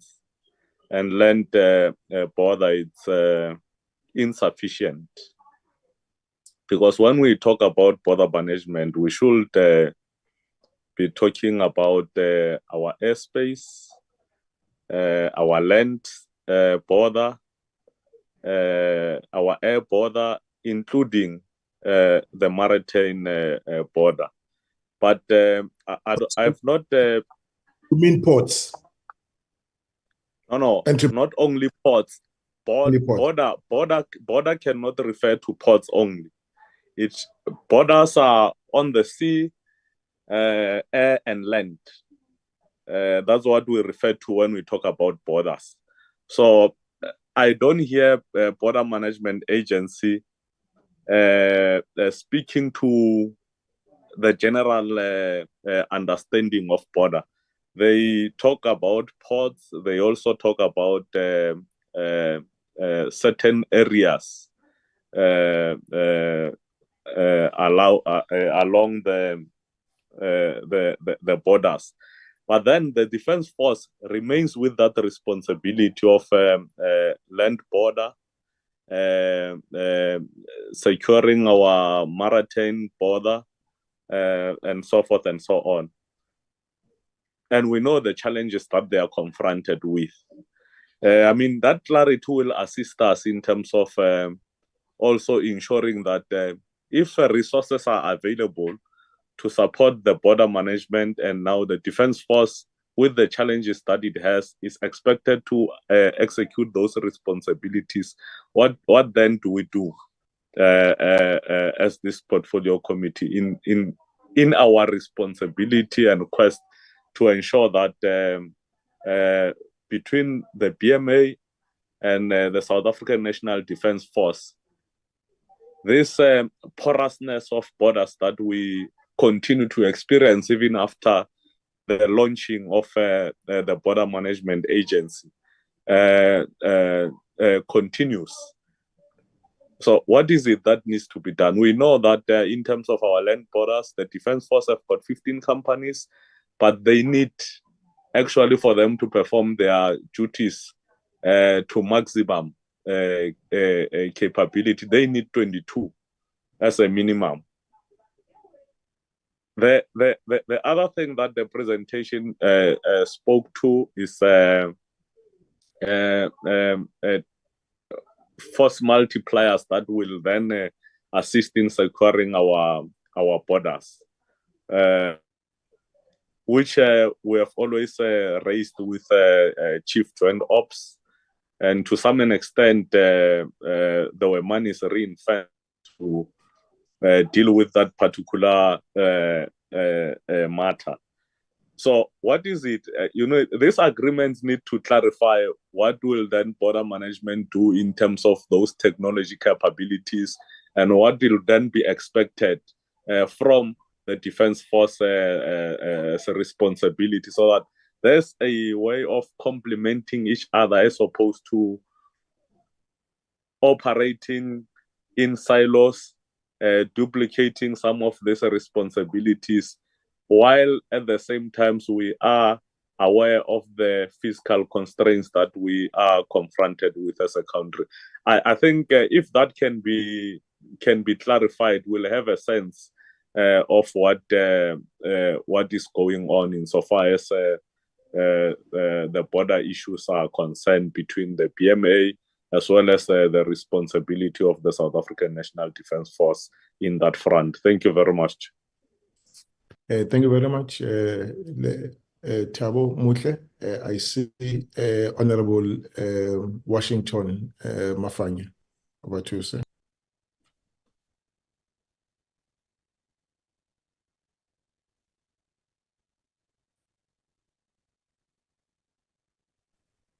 Thank you very much, Chair.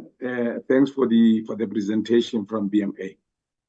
I concur 100% with Mr. Mutle that there is a lot that needs to be done and said.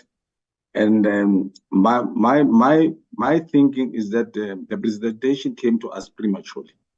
The BMA needs to go back to its drawing board once more and engage the terms of reference and the agreements that they signed.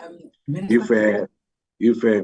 now, then with SANDF. Oh, you mean, even yesterday, everything was Chair, protect me. I don't.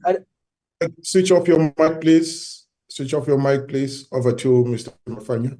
You may continue. Thank you very much, Chair. The concerns that we have is that it seems that the BMF also want to give more work on the SANDF in terms of what they actually present now.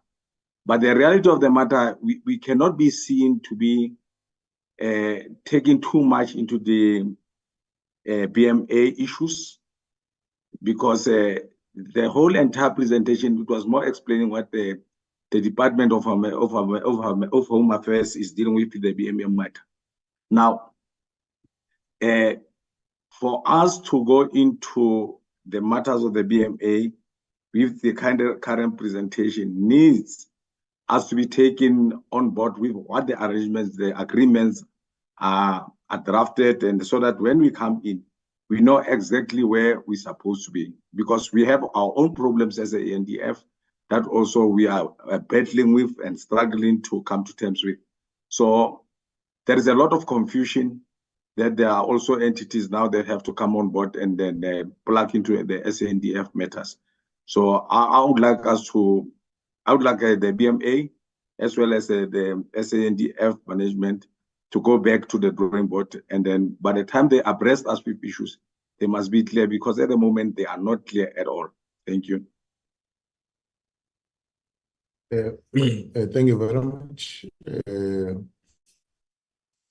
Let me just check if there are any more hands. All right. Okay. Right.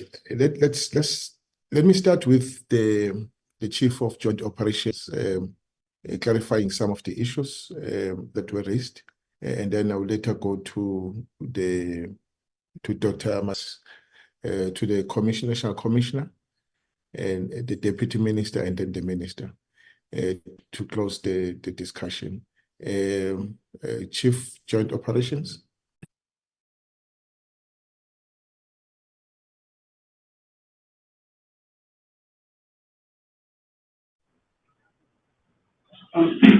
Thank you, Chair.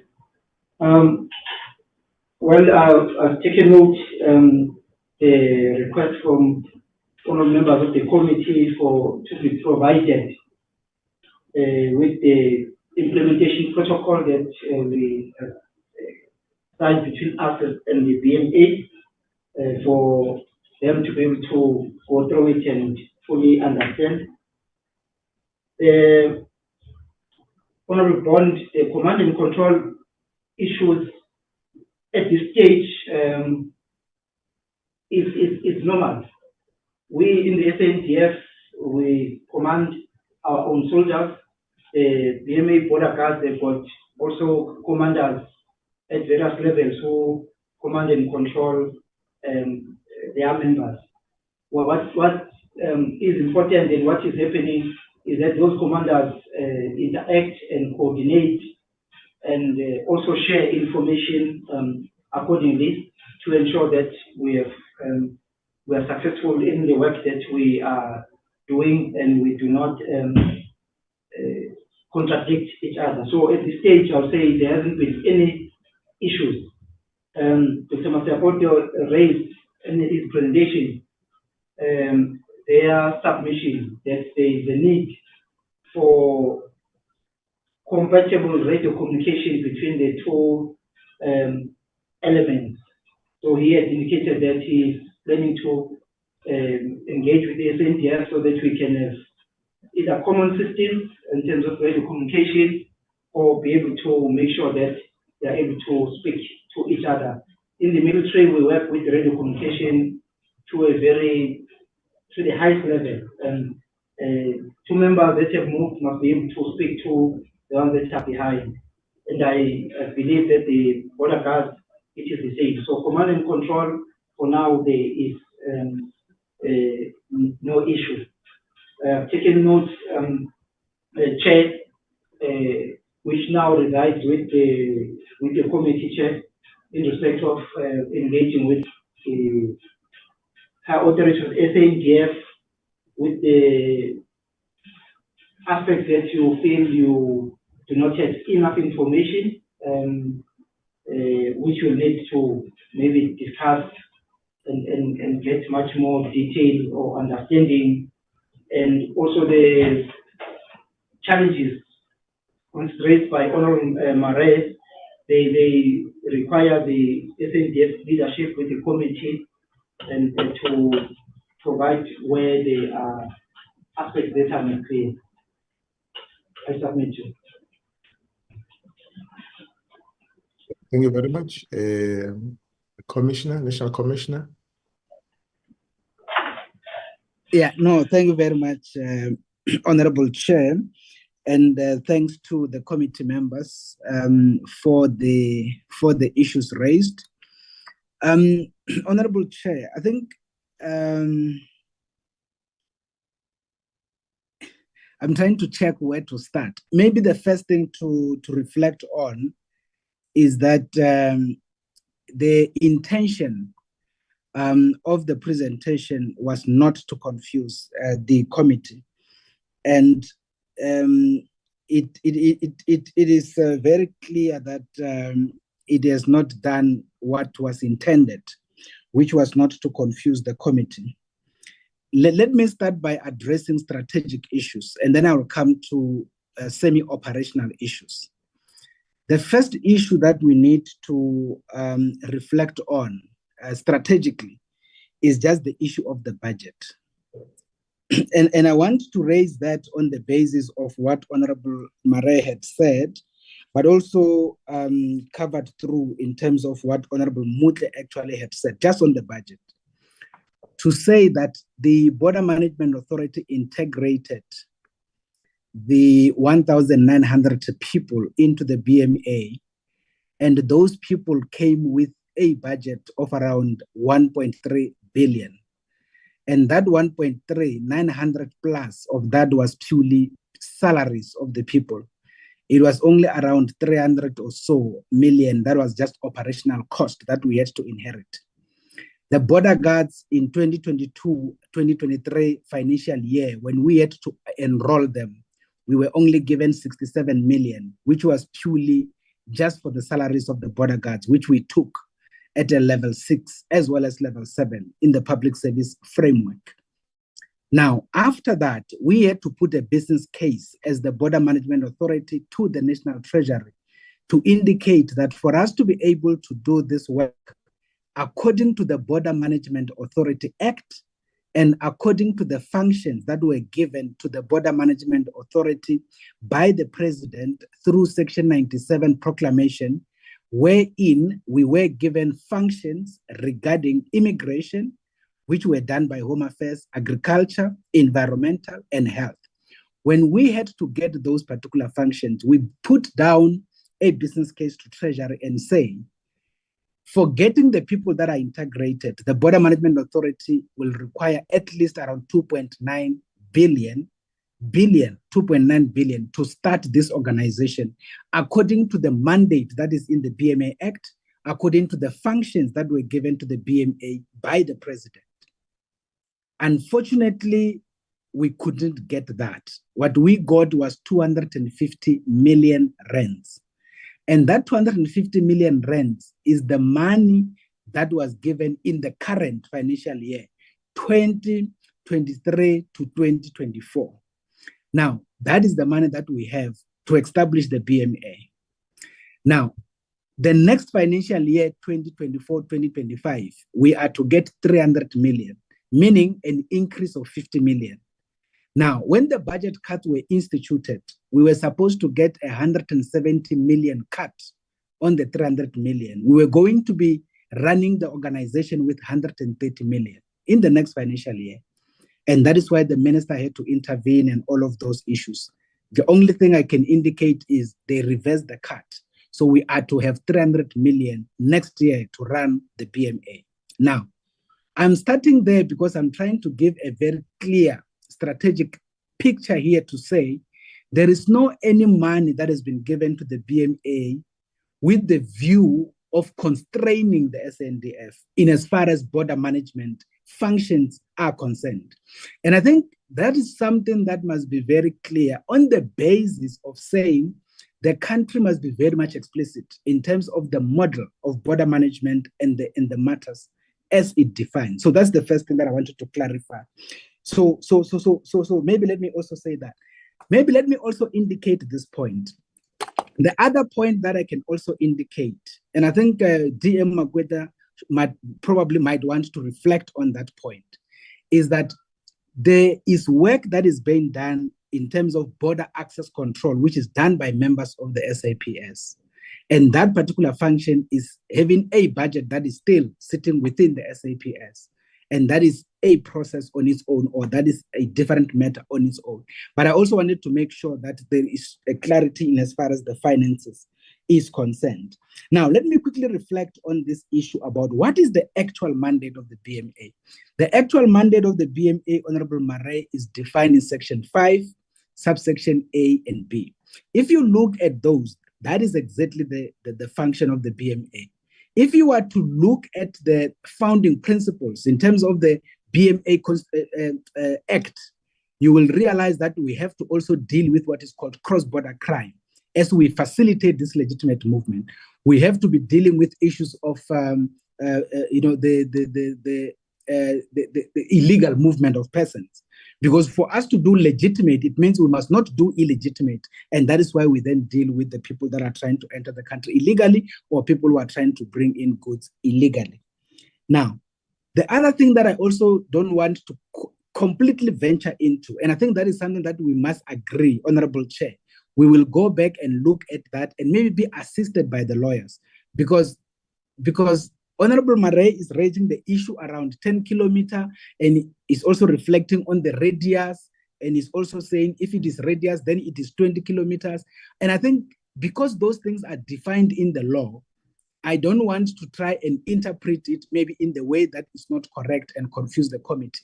That is the one area that we can agree with what Honorable Mafanya indicated, that we need to come back to the committee once having all of those issues cleared. Maybe the other strategic issue, Chair, that I want to also reflect on is the fact that says, because BMA has started working on the 1st of April 2023, we are kind of almost roughly 10 or so months old in this journey.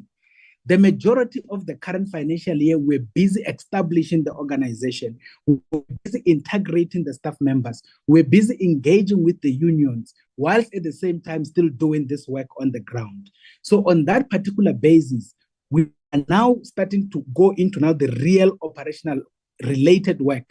And that is why we are now where we are now, as it were. And that is why you might also, for example, maybe get to see that maybe the posture as described strategically might not be in line with the posture operationally. What I want to clarify is the posture operationally and the general had confirmed. There is no any confusion. And by the way, honorable committee members, we should be able to share the implementation protocol. And I also want to indicate the implementation protocol is a tactical document that defines the operational activities on the ground. And probably that is the reason why there is no confusion on the ground. And there might be some strategically, and I think we should be able to address all of those issues. Now, the other thing that creates confusion, Honorable Mare, is BMA then took over functions from this department. And this department had always been doing this work on the ground, all this while. Typical example, we took over the work of the Department of Forestry, Fisheries, and the Environment. And the people we integrated as we speak are the people that are already operating. They've been operating for all this while, since 1994, in the coastal environment. That is the function we are doing because we have taken over the function from the department itself. So that is basically what we are talking to. Similarly, we have taken over the functions of agriculture on the land, on the borderline, which is why I spoke about the auxiliary colleagues who are taking care of the fence, dealing with the movement of animals. That is the function that we have actually inherited. It should not be seen like BMA got established and therefore is entering into spaces. We have integrated people who had always been operating in the spaces. One thing that we have to do as a mandate is to start to look at those work that has been done by these colleagues and start to see how do we bring efficiencies and how do we make sure we don't duplicate efforts. That is why I had consciously indicated the coastal space is one space that we have not put more effort on as yet, because our initial focus area was the issue in terms of land, as it were. Maybe I can use the same opportunity to clarify what I think Honorable Mutes talked about, which is the issue of air. The issue of air has been clarified even during the 15 years of discussing BMA, that BMA is not going to be covering air. The air is an exclusive responsibility of the SANDF in the context of the Air Force, and BMA has no role in as far as that part is concerned. So legally, even in the BMA Act, that is very much explicit. I also wanted to just clarify that. Let me quickly reflect on the issues that Honorable Bond had spoken to, which is the control, the command and control aspects. So part of the command and control aspect is what is currently being applied on the ground, but it is not yet perfected, which is why I spoke about the challenges that we have. Part of the challenges is that aspect of integrated communication platform for the purposes of making sure there is seamless command and control. In the meantime, the colleagues are operating using basic communication platforms through cell phones, for instance. When I get to Beitbridge myself, the commander of the SANDF responsible for both sides of the Beitbridge border is part of the Port Management Committee. When we plan operations, we all sit together and we are able to do this work together. And that is the current transitional mechanism that we are talking about. For the future, we need to have proper integrated platforms to be able to do this work better.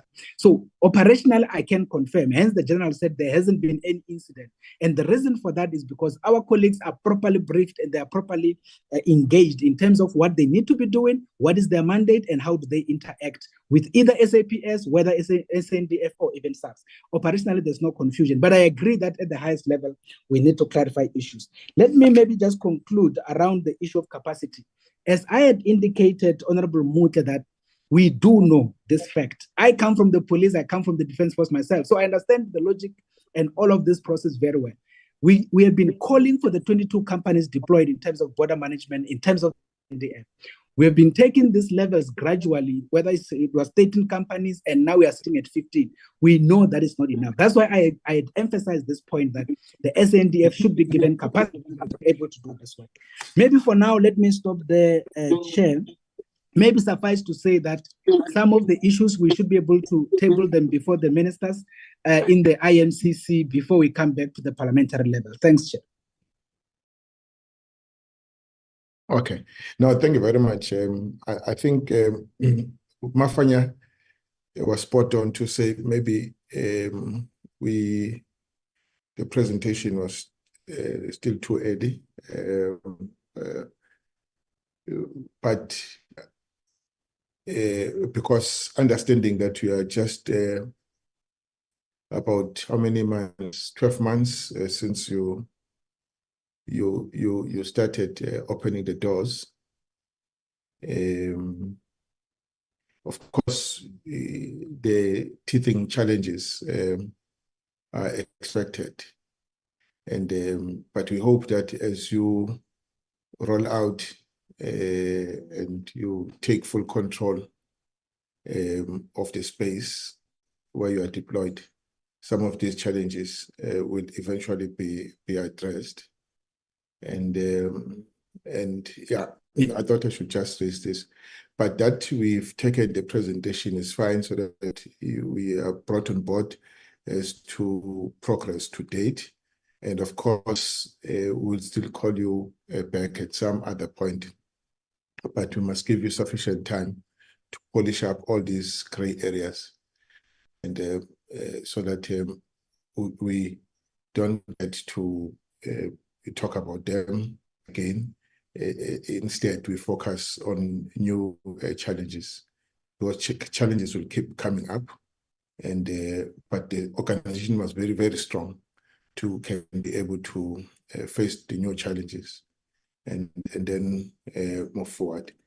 So I'll then call the DM just to say one or few things, DM, and then the minister will close the discussion.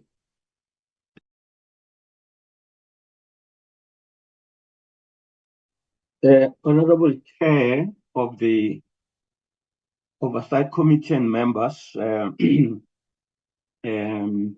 been listening very attentively to the deliberations of the committee, and I must thank the Commissioner of BMA for the information shared, but also the clarity provided.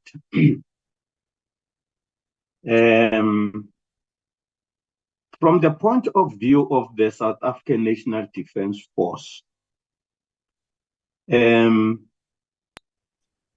understanding was that the standard operating procedures between ourselves and the BMA would have been put in place sufficient enough to ensure that there is collaboration and there is also no duplication.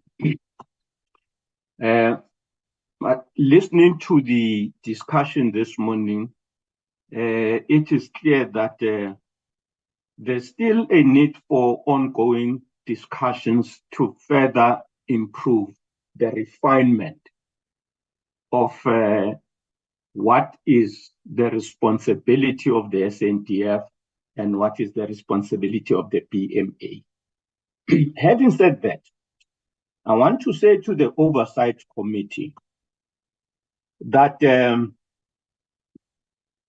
the territorial sovereignty of our country, as Honorable Mucha was saying, it's air, land, and sea security. Air, land, and sea security. But we know that the SANDF is not involved at the ports of entry, airports, land, ports of entry, and also the seaports. We are not involved there.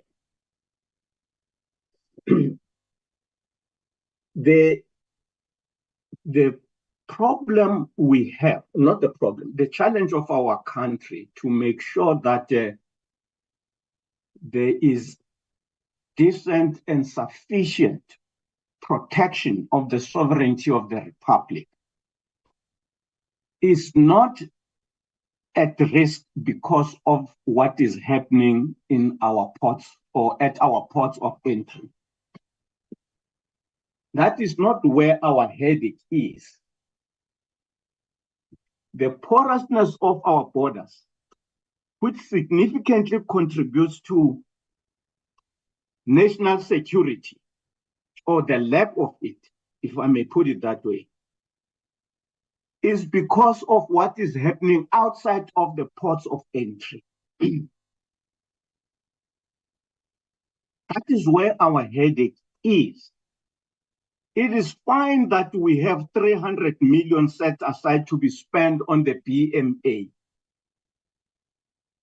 because the BMA's responsibility is to make sure that there is reinforced security of our ports of entry, but there's also efficiency, better efficiencies with which we execute our responsibility in processing people who are coming in and stopping those who want to come in illegally in those areas.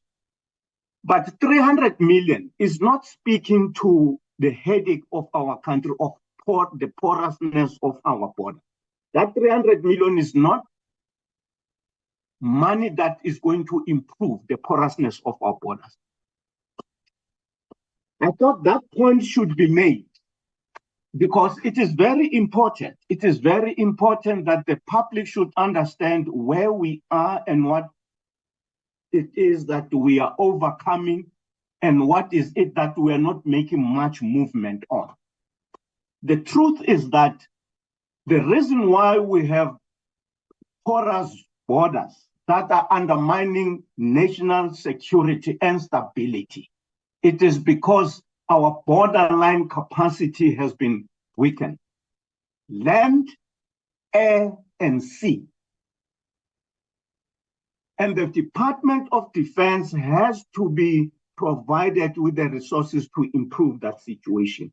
I want to take a bit of the committee's time, because this matter, it's very important and we need to establish clarity among ourselves. I want to take a bit of the committee's time by referring the committee to a slide in the presentation. The members, those who have the presentation in front of them, where it talks about the BMA SANDF cooperation at border environment. The first point that it makes there, the first bullet, it talks, there is alongside it, there is a slide that has SANDF Ops Corona mandate in the presentation. The first bullet there, it says, the BMA is responsible for monitoring vulnerable segments of borderline, 10-kilometer radius. There is still not sufficient clarity there, because here is talking 10-kilometer radius, not from the ports of entry the way we understand it as far as the responsibility that the Defense Force has. It is 10-kilometer radius from the borderline into the country. It's referred to as a vulnerable segment.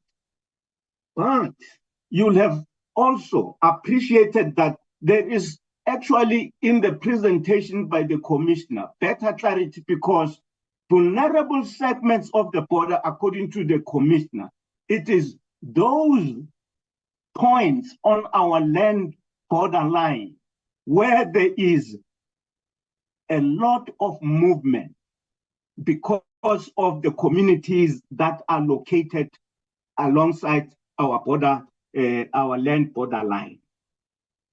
And he said in those areas, that is where the BMA is going to bring about a difference.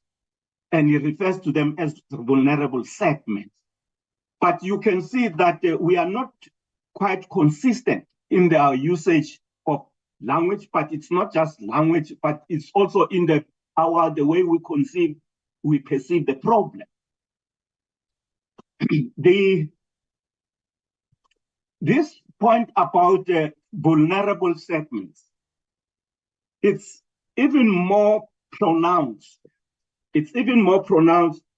I will come back to it when I make reference to the coastal security of our country. I'll come back to that, to the vulnerable segments, because there you will see that the way we use the concept of vulnerable segments, it is not because of more movement there. It is the far-flung areas of our coastal line where there is no presence of the security of the Republic. But those areas are exposed and are vulnerable because the assets of our Navy are not adequate to make us, to ensure that we are present evenly along our coastal line. Still staying with the same slide, it makes reference to monitoring as the responsibility of law and of BMA, monitoring the borderline to intercept any animals attempting to enter the country. Our problem of the porousness of our borders is not of animals from other countries that are brought into South Africa. It is the livestock of border communities that is taken by force, cattle rustlers who are fleecing villagers in border areas of their wealth, leaving many families poor and destitute because their livestock have been taken, not using small arms, using rifles. And that problem is not happening at the ports of entry. It is on the borderline. And the BMA is going to take a very long time to have the capacity to stop that problem. I'm raising this because I've had the privilege of being an MEC for safety and security in a border problem in Mpumalanga, where we're bordering Swaziland and Mozambique. The problem of cattle rustling. There are families there that have decided to resign themselves to the life of poverty because they know they cannot keep cattle. They cannot keep livestock. And they've been pleading with the South African Police Service to say, can you come to our rescue? Can you come to our rescue? That problem, the South African Police Service is not on top of it. The Defense Force is the only one that can make a difference there. But that vulnerability of our border region is not going to be addressed by the BMA. Matter of fact, there is movement that is happening across our borders through the force of arms that those who are involved in those activities are able to marshal, intimidating even our own defense force. So what I'm saying is that the problem of the porousness of our borders is not going to be addressed by the 300 million that we are going to get next year for the BMA. The BMA needs more than 300 million just for what it is seized with now. But for purposes of dealing with the porousness of our borders, we need much more than that. There is a need for, just to emphasize the point about the clarity about what it is that we want to see. The slide that deals with cooperation between the BMA and Coast Guards and the South African Navy. That slide, almost every point of that slide demonstrates the need for further clarity among ourselves. The first submission in that slide is that Coast Guards have been deployed at various seaports. and vulnerable segments. According to the map that was shared with us in terms of where we are as far as BMA is concerned, you can see that there are many coastal towns where we still are not present as far as the BMA is concerned, where we need. And some of those towns, they're economically very active, especially on the West Coast. Very active there. We still need to get the BMA there. When we talk of the vulnerability of that coastal line, we cannot talk about the vulnerability of the coastal line and mention the BMA. It says already that we actually have no common appreciation of the maritime security challenge that we have as a country. As a country, we have the exclusive economic zone that we must monitor and patrol, but we also have the continental shelf that is also our responsibility. And we are talking nautical miles way below, up beyond the 200 nautical miles.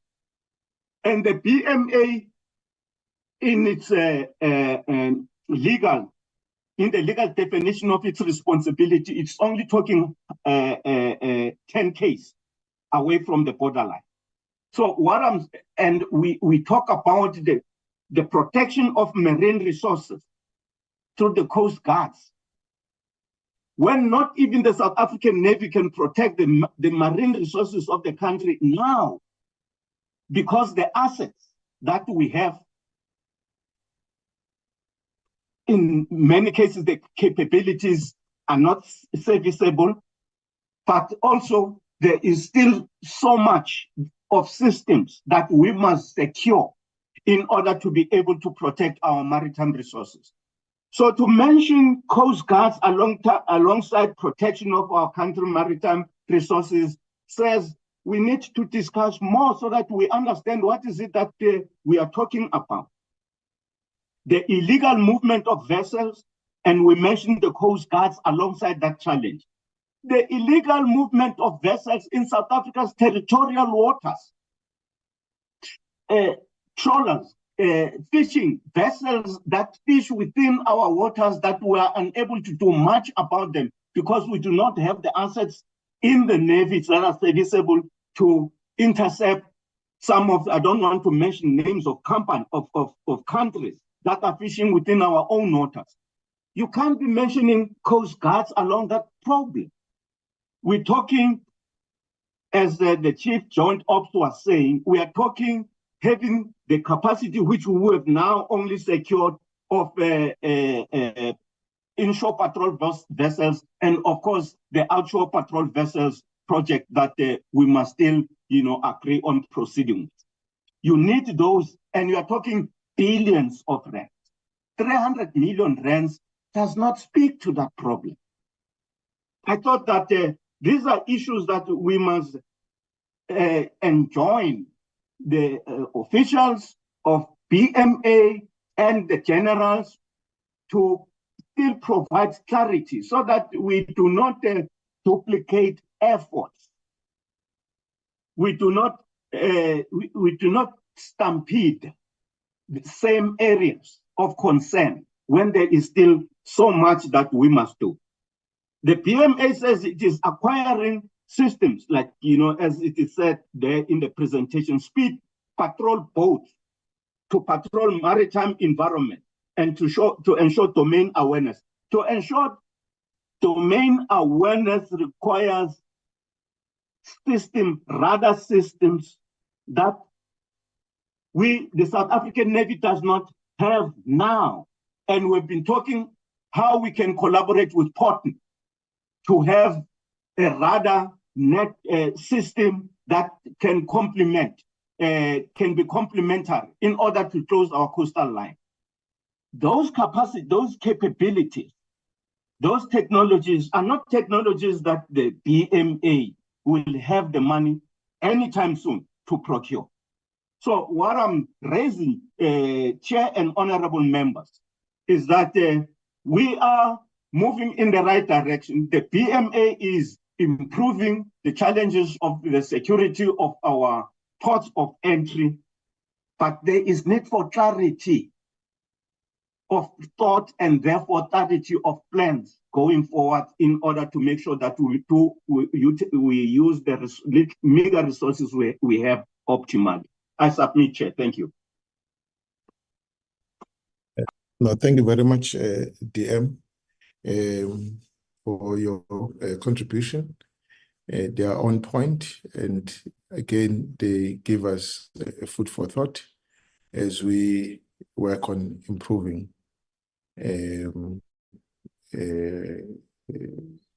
our law enforcement in the form that the Act of Parliament proposes.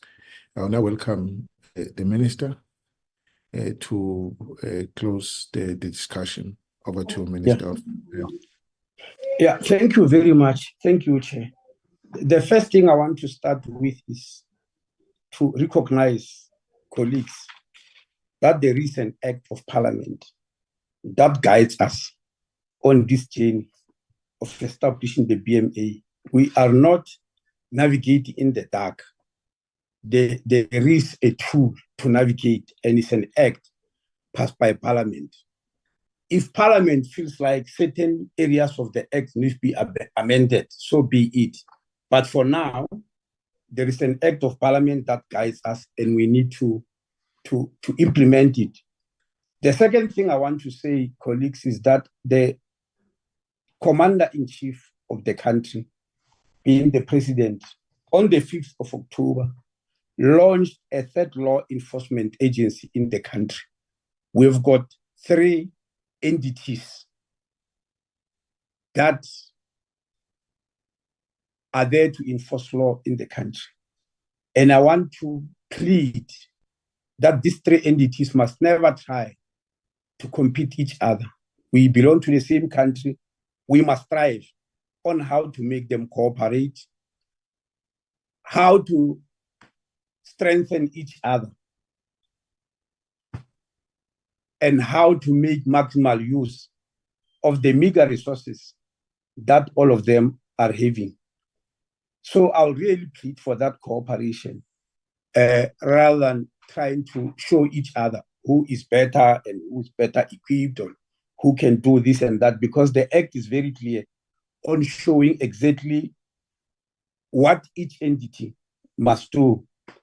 The fourth thing I want to mention is that let's not use the word for clarity's sake, agency. Use the word agency in place of authority, because this took a long time of emotions at Network, where people were saying, especially Labour, saying we're agentizing the state, we're giving over the job to somebody else, to an agency outside the state. This is an authority inside the state, and the official term is authority, border management authority, not agency. Now, the fifth thing is that I don't think, Chair, it's fair to say even after establishing border management authority, we still see people pouring in illegally around the borders. The border management authority is a new baby. Anywhere in the world, when you establish a new structure, it is going to take some time to establish itself. It's not an event to say from now onwards, I'm putting a block here, nobody will cross. The border management authority is not like the fence that Donald Trump was going to put, where he believed at the end of building such a, not a fence, a wall, at the end of putting such a wall, nobody will ever jump in. It's not like that, colleagues. In fact, if you go back, when it was envisaged that the act, the law will be passed by 2017, it was agreed in terms of the plan that it will take 15 years to arrive where the border management authority ought to in terms of the act, because we are establishing it bit by bit. It's no different from the way the South African Police Service, for instance, was established. I want to give that as an example. The South African Police Service of today was established on the 1st of April 2013 with only 5,882 members at that time, immediately after the union was formed. And it kept on having teething problems, etc. At that time, the army was represented by what was called Mounted Riflemen Association. They gave over that job to SAPS immediately after it was formed as SAP, because most of the soldiers had to go to the Second World War. So this is some form of history which can give us what you call an example that when establish an entity like this, you take a bit of time. It can't be that because it's border management authority, everything must be resolved in one day. It's not going to happen. It has not happened with any entity. Chairperson, there are other issues which I just want to clarify without seeming to stage an argument, because I think they are important. Deputy Minister Makwetla explained the issue of radius. And as I heard Honorable Mare, he was defining radius in a completely different way. And I want to expatiate on what the Deputy Minister said. The 10-kilometer radius is not a distance from the port of entry to the west or the east of the port of entry. The radius, as we're speaking about, is like the way the radius is explained mathematically in a circle. The radius is the space from the circumference of the circle to the center. In this case, it will be the distance from the periphery. That means the borderline. That line that is regarded, whether is a what you call a structure like a river or a mountain or a fence or imaginary line, is called the borderline. From that distance into the country, that 10 kilometers is called the 10-kilometer radius. It means the Border Management Authority can do their work there. Why was it defined, Chairperson? The commissioner tried to explain. If somebody by any chance escapes and crosses the borderline illegally and comes deep into the country, the immigration officers will arrest that person, take them to Lindela, a repatriation center, started following certain procedures before they get deported. But in terms of the act, once you are caught within that 10-kilometer radius, you are still regarded to be within the border and you can be taken back immediately. That's why it has to be defined in law. Practically, in terms of the borderline between us and Zimbabwe, the 10-kilometer radius will be from Beit Bridge into Musina. If you move from Beit Bridge right there at the border gate into Musina, you move for a distance of 10 kilometers.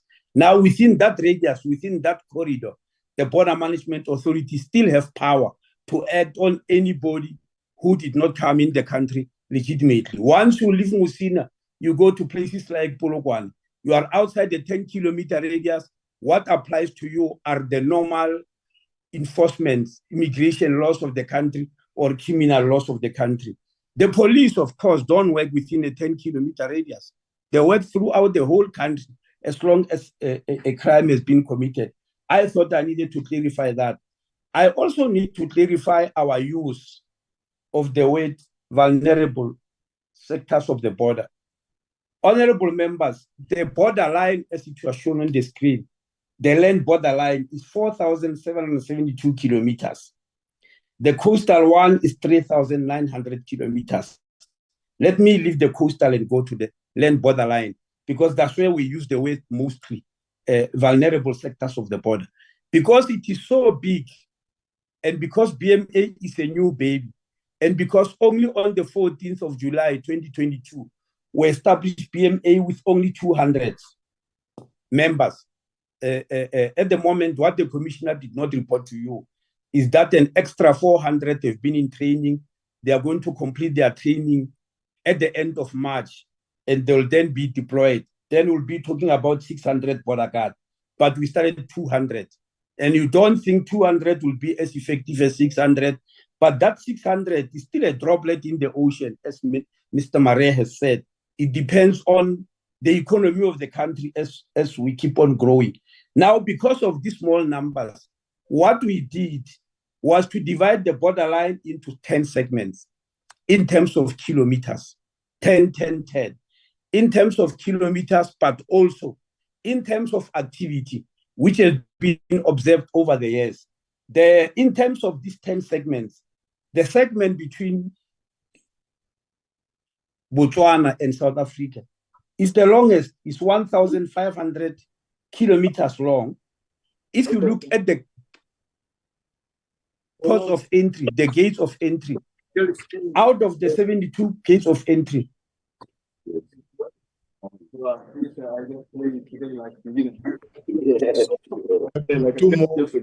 please switch off your mic. Mutumo, please switch off your mic. My apologies, Minister. Thank you. The 72 ports of entry consist of 53 land, 11 international airports, 8 seaports, as we have seen on the maps here. Now, when you talk about vulnerable segments of the border in terms of distance, 1,500 kilometers is between us and Botswana. In terms of the gates of entry there are 17. That's the highest number.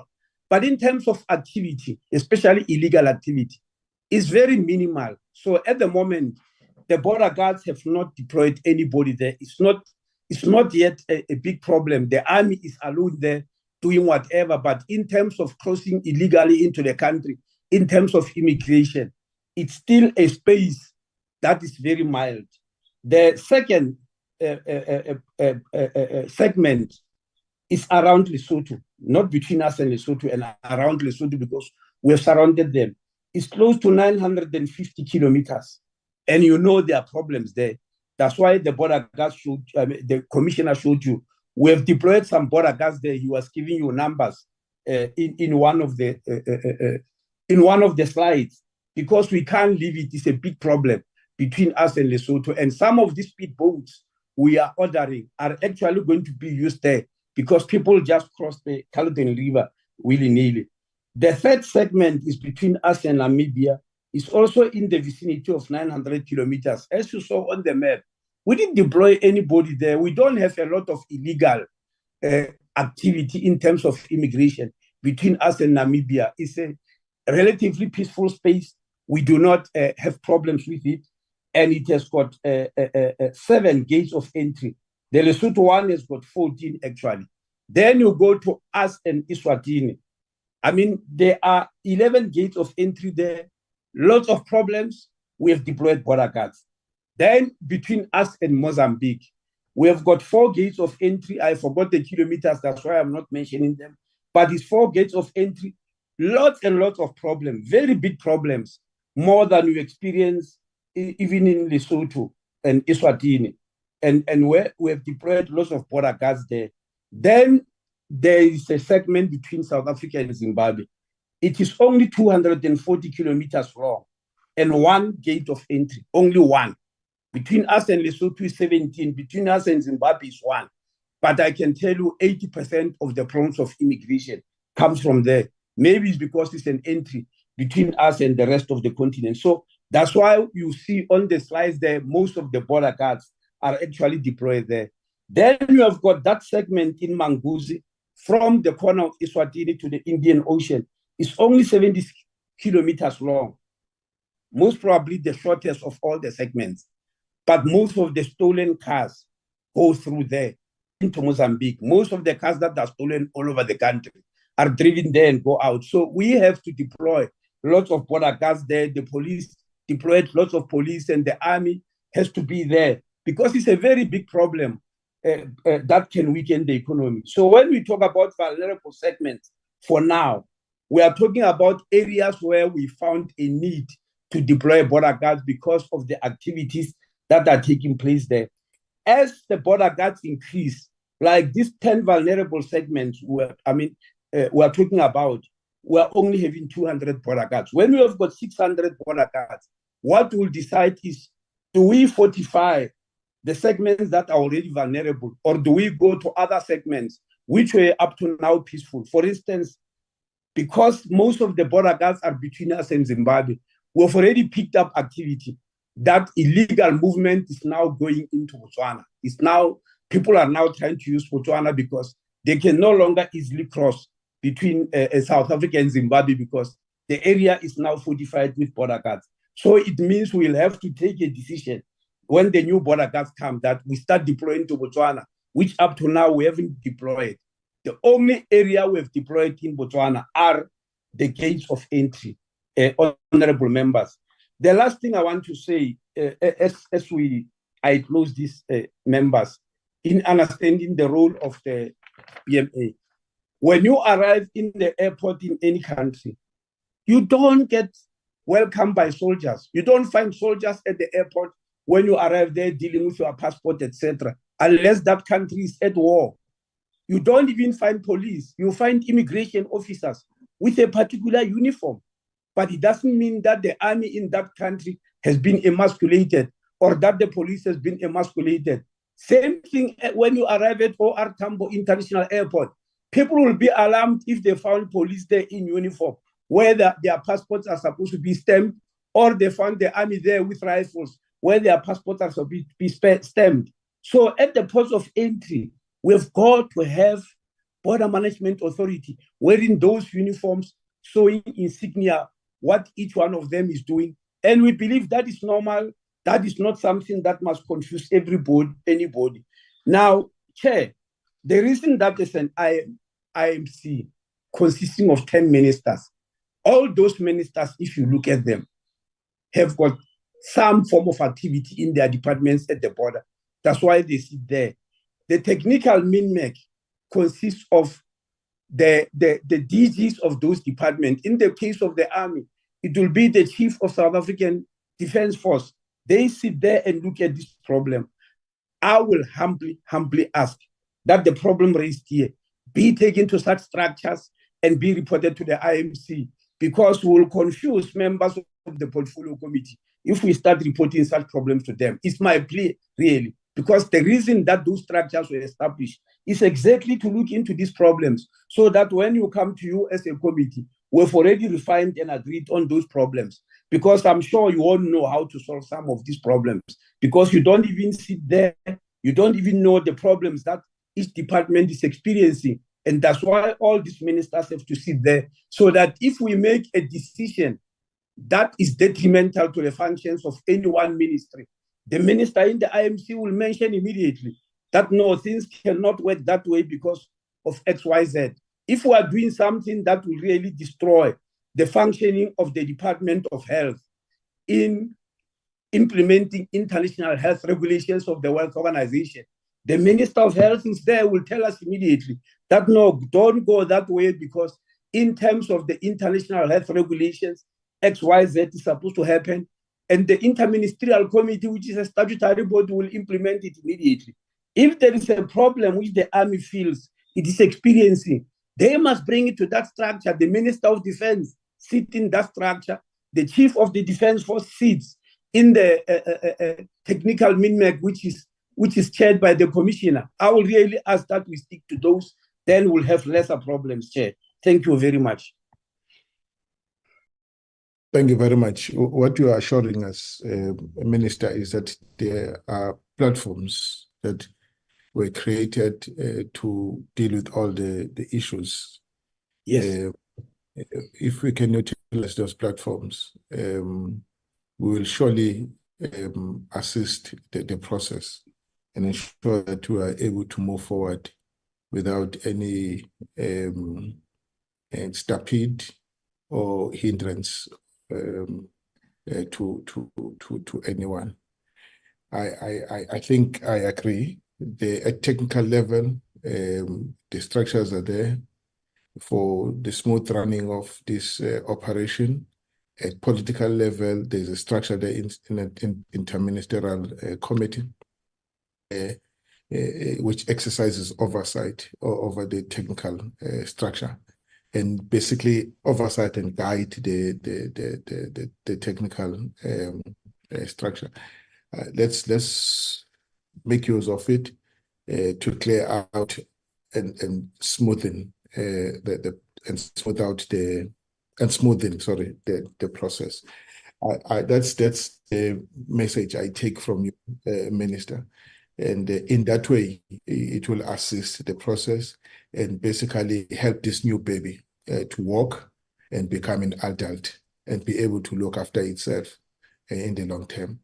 With that, I wish to thank you, Minister, DM, and the National Commissioner, and the team from the BMA, as well as the team from the Defence Force, for the engagement tonight. I allow this to take this to take all the time of the committee, because it's the first time we are interacting with this. It's a pity that it's close to the end of the term.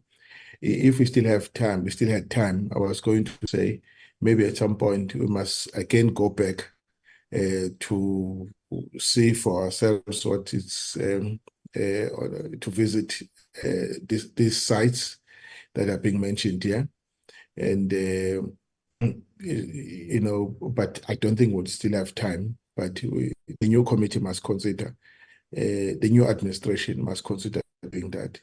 And Minister, there was a Gate 6, which is a challenge. I think there are many areas like Gate 6 is between Swaziland and South Africa.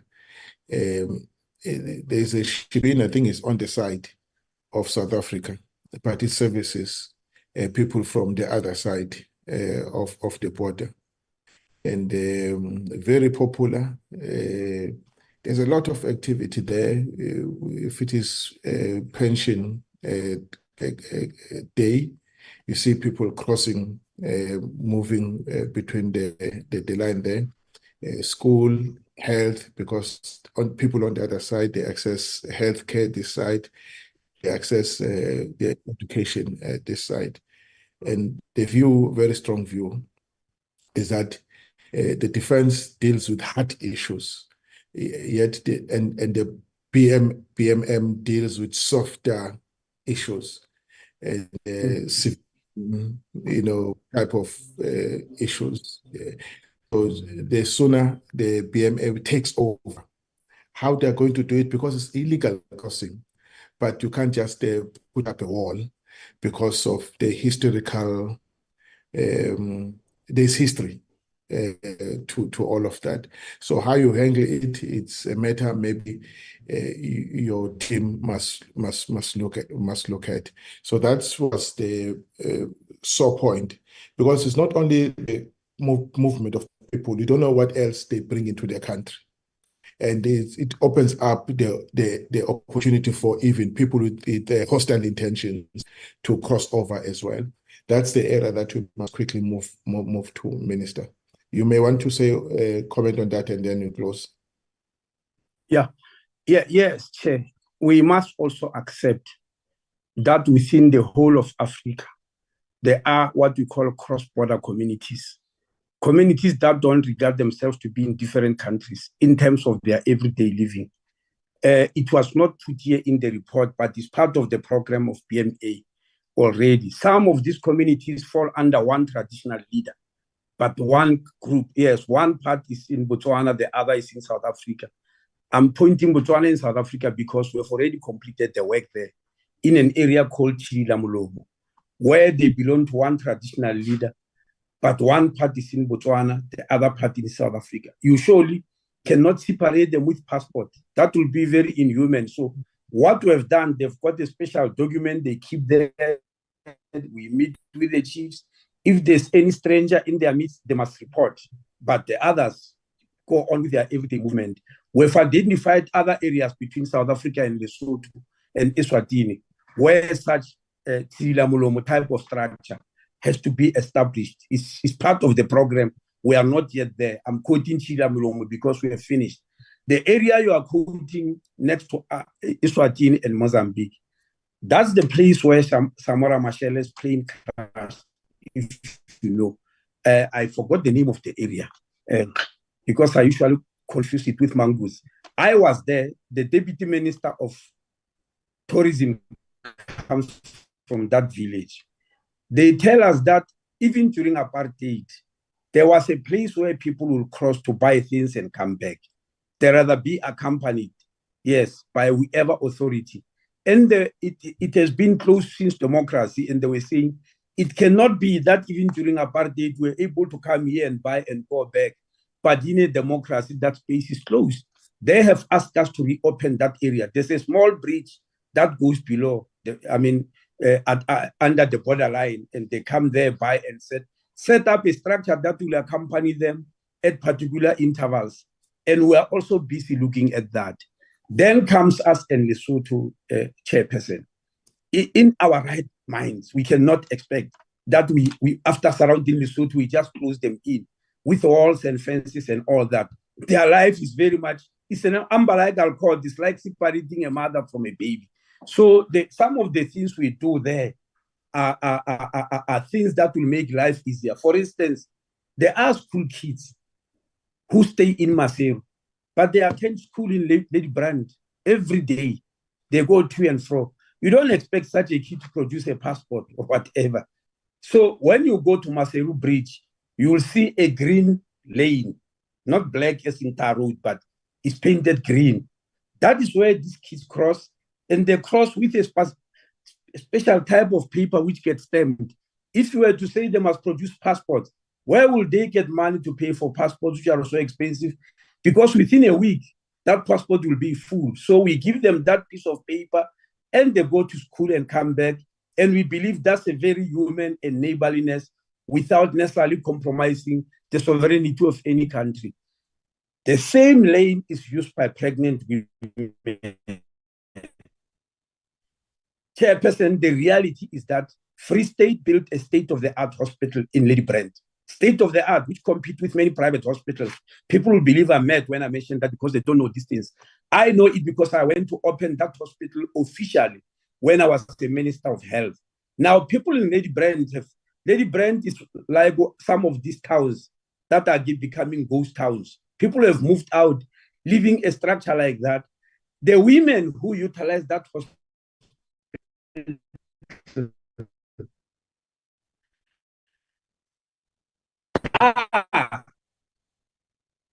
for antenatal care. And when I say the hospital state of the art, the biggest ward carries 4 people only. That's the biggest. The others will carry 2 and 1. There's no ward that has got more than 4 people. And I met people from Lesotho there. They appreciated it, and they were very happy. I also felt morally obliged, and I'll tell you why. This is to do with health, because you are political leaders, you need to know. Our own private hospital, Netcare, went to take over Lesotho's biggest hospital, that was called Queen Elizabeth, which was the tertiary hospital.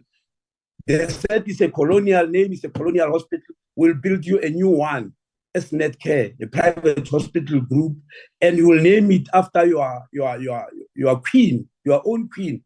Basotho got very excited from being taken out of colonialism. Netcare built them a new hospital called Mamohatle Hospital, Queen Mamohatle, after their own queen. And they abandoned the old hospital called Queen Elizabeth. That hospital is not affordable to Basotho. It's very expensive because it's run by a private group. So the Basotho, they spill over into South Africa. And morally, I can't go to Lady Brand and say, don't use this hospital. When our own company came in and took over their health services, at some stage, the cost of that hospital was more than half of the total budget of health of Lesotho. And I told them that they blundered. Their minister came to complain to me. When we asked former Chief Justice Ngobo to investigate the activities of private hospital, I pleaded with him, the Minister of Health, he was not allowed. So I want people to understand these things, that when we open a green lane and allow pregnant women to go in there, Lesotho does not even have oncology. Every person with problems of oncology, they go to Bloemfontein to look for that. That's why during COVID, they pleaded with me just 1 week and say, if you don't open up, people with cancer in Lesotho are going to die because there are no oncology services. Because the oncology services that might be there at the new Queen Mamohatle Hospital are privatized. So in living nicely with Lesotho, we do allow them to come in and out, and we are going to be doing that in quite a number of areas. So that Gate 6 is discussed in almost every JCPS cluster meeting. We know about it, and we'll put the solution for it. Thank you very much. Thank you very much. The matter is complex. I'm happy that is under your radar. Colleagues, thank you very much, Minister, for your time. Thank you very much to the DM and all the team. So you are free to exit at any time you wish so. Thank you. Thank you very much. We are exiting now. Thanks. This is right. Good. All right, colleagues, there's the next item on the agenda. Thabo, are you still in the meeting?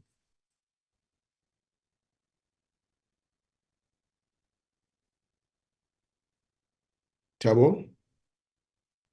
Yes, Chair, I'm still in the meeting. No, I'm in another meeting now of the chairpersons. Can you continue with this meeting? There's 2 items left now.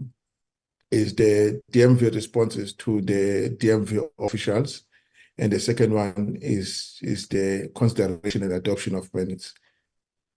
Yeah, but Chair, you do not have that prerogative. But anyway, we can continue.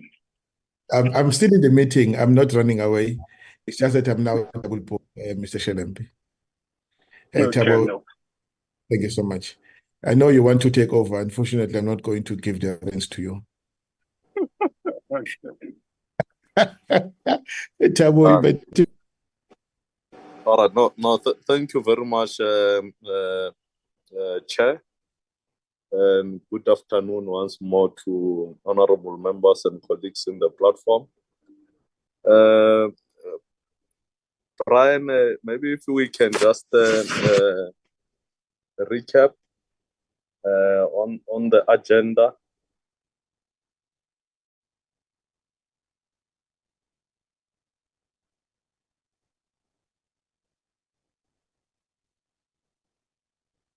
Brian, can you hear me?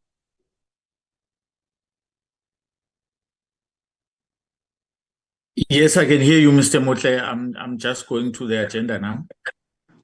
Okay.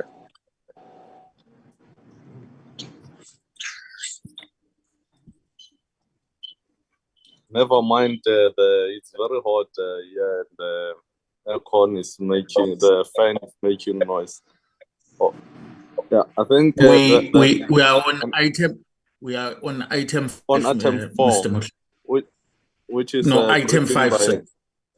Item 5. Okay. Yes, that's correct. The committee correspondence on DMV responses to the correspondence from the official. Maybe colleagues, just to give you a brief, we the past 2 weeks or so we dealt with a letter with a number of allegations leveled against the senior officials in the department, and we then requested that the department, the letter be referred to the department so that they respond to those allegations for lack of a better word. So I'm not sure who's from the DMV acting DG. Memafu, are you in the meeting to take us through, or the DM is still in the meeting? DM, do you want to come before you will come at the end?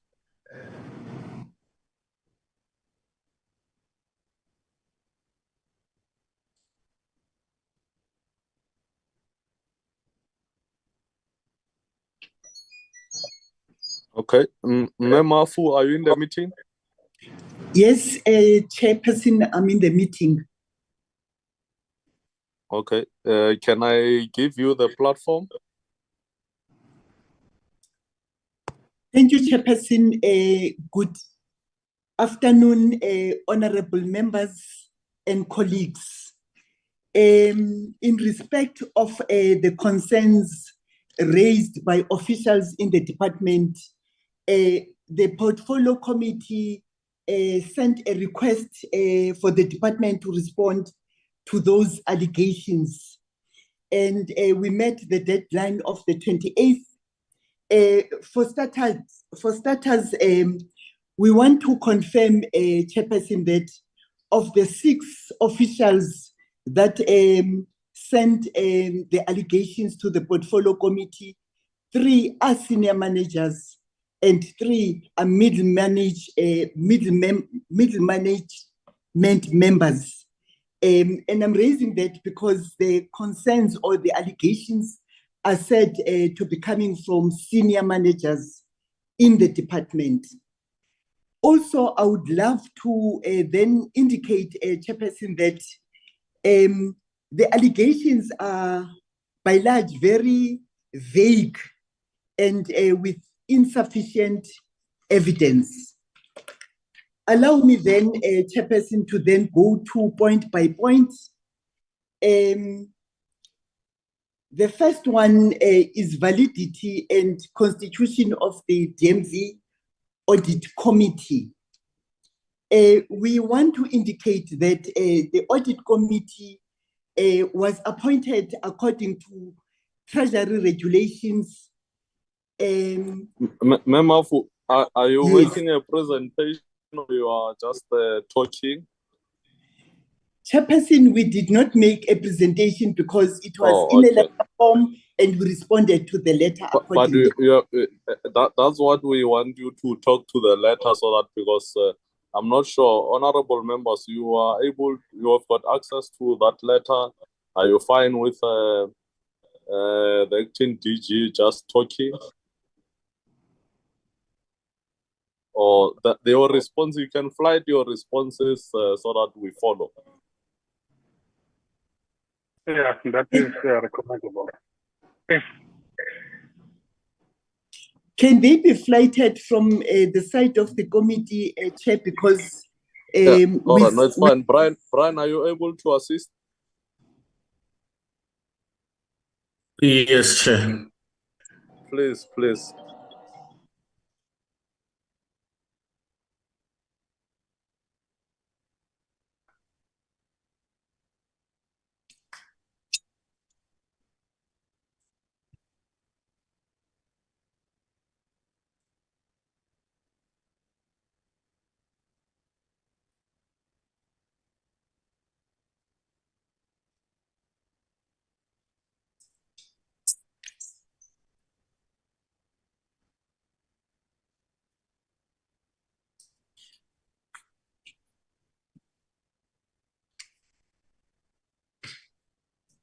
Thank you, Chairperson.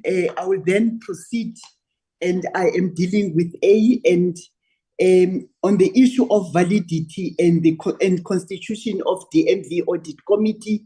We would like to indicate that our Audit Committee was appointed according to Treasury Regulations 3.1.2, where it is prescribed that in case of said Audit Committee, the accounting officer reserves the right to appoint.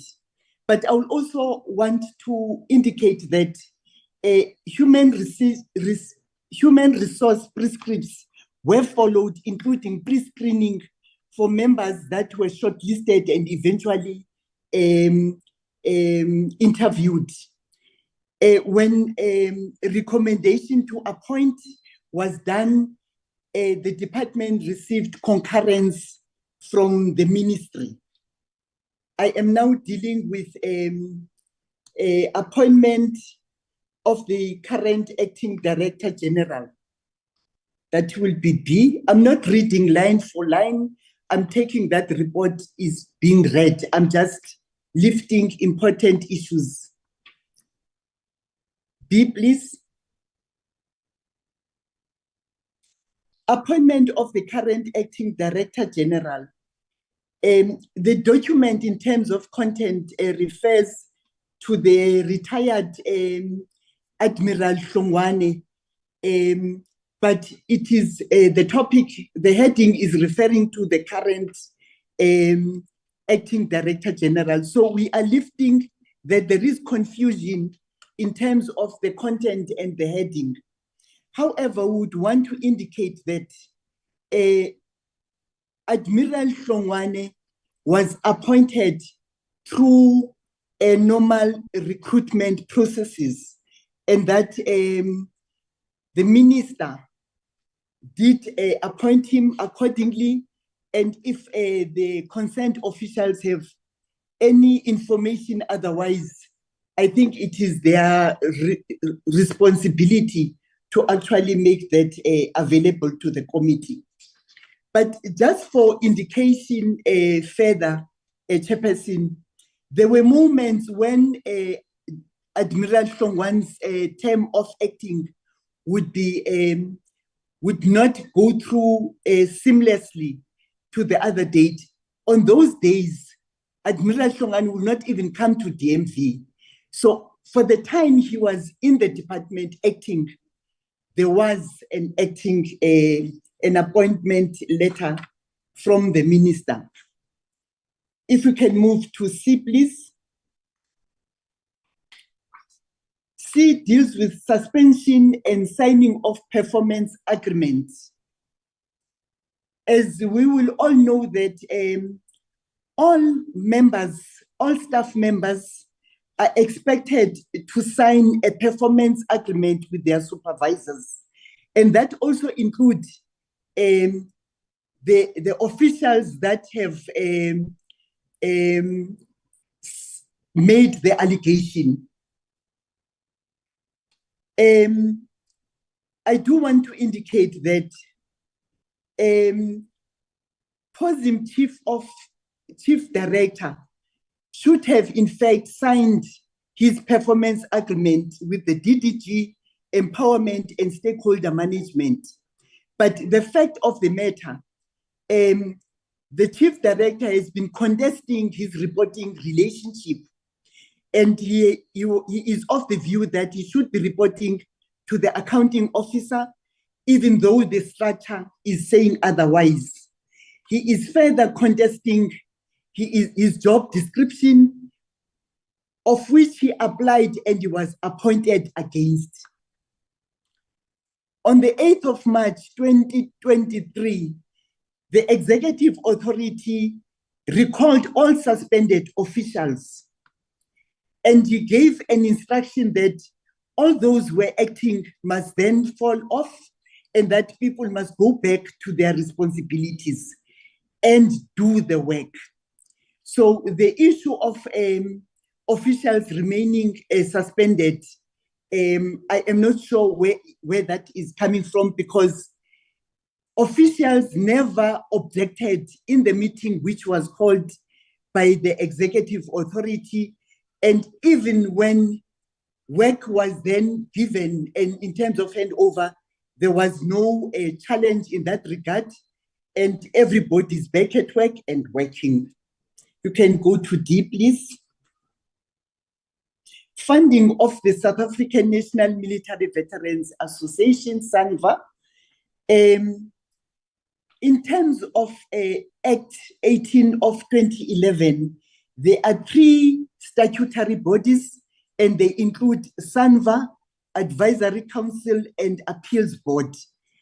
The 3 of them are funded within the DMV programs structure, and they are in our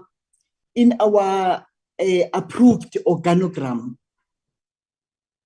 So it is of interest that the same complainants, their designation or their chief directorate is in fact called POSIM, which means Provincial Offices and Stakeholder Management. SANVA remain the major stakeholder of the department and a product of statutes. I'll then go to E, which is Nexus, Public Protector, and other reports. The reports from those cited bodies were received by the department, but it is important to note that they are reports that are confidential in nature, which they involve employer and employees' consent, and therefore they cannot actually be tabled in management meetings. So confidentiality is key in that regard. In the matter of AG management report of 2021-22 financial year, management is not aware of a recommendation by AG to recover an amount of 7.5 million from an official, and I think that allegation can actually be supported by people who are making it. F, please.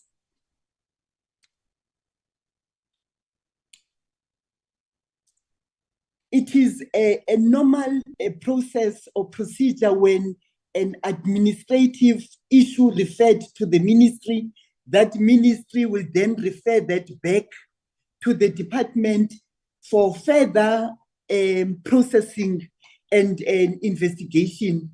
So there is nothing that DM did which is out of normal practice. It is procedurally that whatever was sent to him, that he will then refer it back to the department. G, please.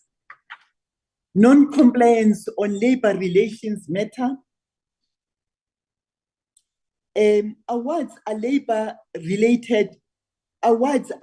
relations related, and that are between the department and the bargaining council to an extent of a labor court when they are referred to that.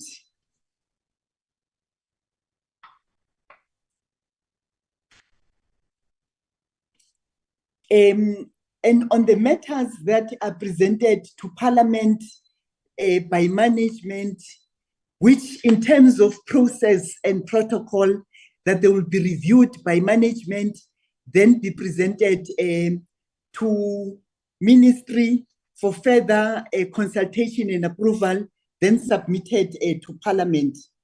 The notion that Parliament is being misled is actually inaccurate and misleading unless proven otherwise.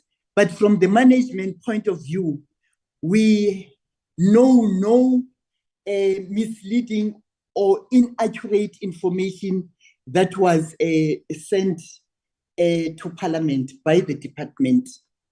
H, misrepresentation of facts on annual financial statements. Chair, DMV management is not aware of any deliberate attempt to misrepresent any financial information on any annual financial statements. We are also not clear which financial statement are the people alleging against the department. We are not sure which one they are referring to, but we want to further indicate that Auditor General does go through our financial statements, and eventually they get tabled in Parliament at a prescribed time in accordance with PFMA and Treasury regulations and any other instruction notes. I, collapse of governance in the DMV.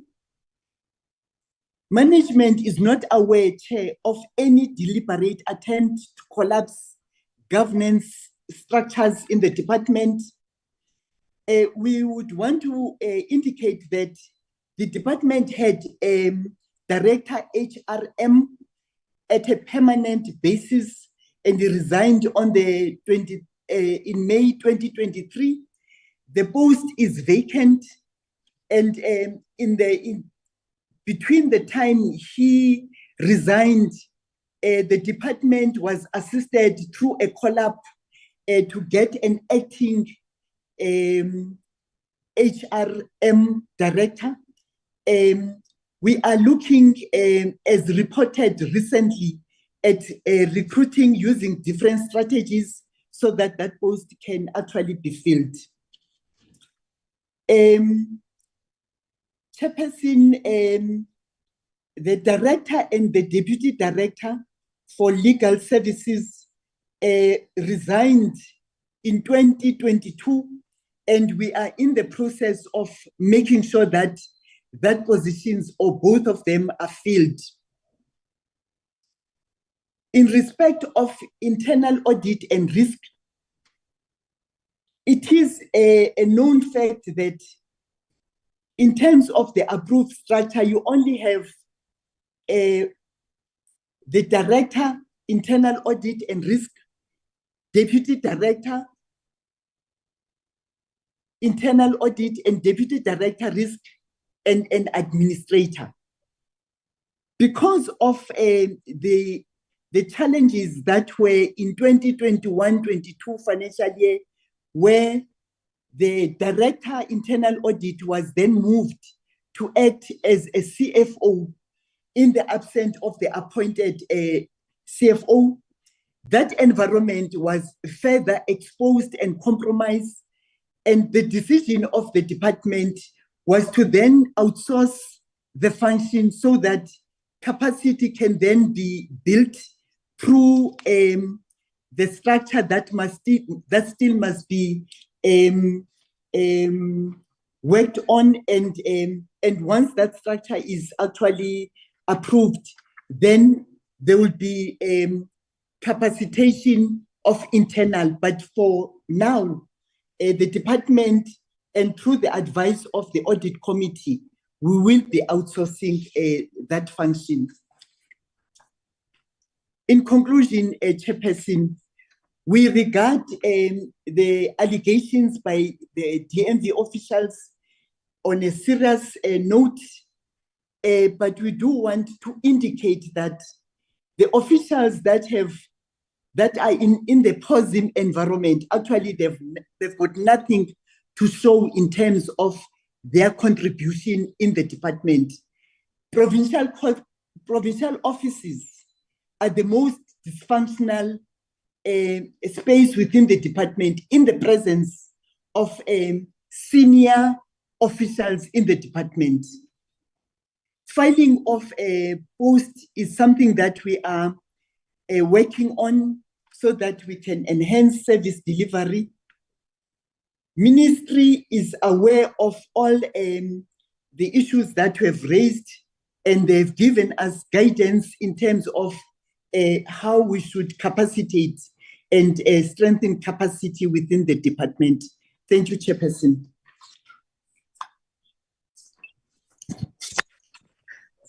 Thank you, Acting DG. Colleagues, I'll open for discussions on the responses. See the hand of Honorable Mare. The platform is yours. Thank you. You are noted, Honorable Shalembe. Okay. Just thank you very much for the response, and we have read through the letter that was sent. Chairperson, just from my side, obviously we know that despite the kind of blame shift back to the staff members that has complained to us, which is really not the best strategy in my opinion, because we know that DMV is, and by the words of the minister there herself, one of the most dysfunctional departments in the government. And we have talked about that, we have identified that. So for the officials now on behalf of the minister to shift the blame to these officials, I think is disingenuous and is not helping us to address what we already know is a major problem in the Department of Military Veterans. One must also remember that the employment of Admiral Hlagwane was extended on a month-to-month basis. So I was just, when I read through the letter and the response, I said to myself, what is going on here? Does the minister and the department accept any responsibility, and that we are aware that this is a problem department, that there's been many complaints by many staff members, and the minister herself has raised a concern about this, the effectiveness and the functionality of this department. So this is not news. So what is news to me is the fact that, the officials are now trying to pass the buck and making these so-called whistleblowers as the culprits. I think that's uncalled for, and that's not what we expect from leadership. We want to know how this will be addressed by the department. The benefit of the doubt must be to these officials, and we have to be critical and know, in the case that this is true and that there are any truth in this, even if it is to a lesser extent, what is the steps that the department is taking to correct this? Chairperson, I would anyway suggest to you that my guess would be that we should actually invite these members to say, come and explain to us in the light of what the department has now said. Because I don't think, and I haven't picked up from what I have read, that this was in bad faith that they've done it. They know how dysfunctional this department is, and we need to address that, not for the egos of us or the minister or the senior officials in the department. We know that our military veterans in South Africa do not get the respect and the treatment that they deserve, not nearly as much as military veterans in other parts of Africa and other parts of the world. So this is not new. What I have read in the letter from these officials is to a very large extent a confirmation of what we knew. So we need to get resolutions and suggestions from the department how to solve the problem and not how to pass the buck and how to attack individuals inside. Whether they are senior middle management, it is of no importance. There are concerns in the department. We know that, even the acting DG, as at one stage, when he was the acting DG, has indicated frustrations of what is happening in that department. So I haven't seen solutions to the problem other than blame shifting and kind of clearing themselves from any truth in this matter. So Chairperson, from my side, I want to get responses in that and a comprehensive responses in this regard. If there's no willingly and willingness from the department, then Chairperson, we have got the responsibility to even, start with an investigation from our own. And if we then need to subpoena people to come and testify on this, we need to do that. But we know we sit with this problem. We have complaints every single day by military veterans of how dysfunctional this department is. So that I want to suggest, and I want to request you that we pay respect to the people who has approached us to raise their concerns, and that we ask them to come and explain this to us, especially in the light of what the department is saying now. Thank you, Chair. All right, thank you, Honorable Shalembe. You'll be followed by Honorable Mafanya. Thank you very much, Chairperson. Chairperson, my concern is that the department is saying the staff members did not, solicit all internal communication before being escalated to the portfolio committee. Now, I'm trying to see if maybe they can be able that which platforms were not followed in the department. Why I'm saying this, Chair, is that on our side we do not know what steps or platform that were not looked at before the matter was tabled to us. Because if you look at that, it's like they have a concern that the matter was brought to our attention without exhausting all, the internal processes. Maybe if they can, indicate what are those processes or what are those levels that were not, exhausted. And two, Chairperson, it's very, very worrying that maybe I think I'll follow the same route what Mr.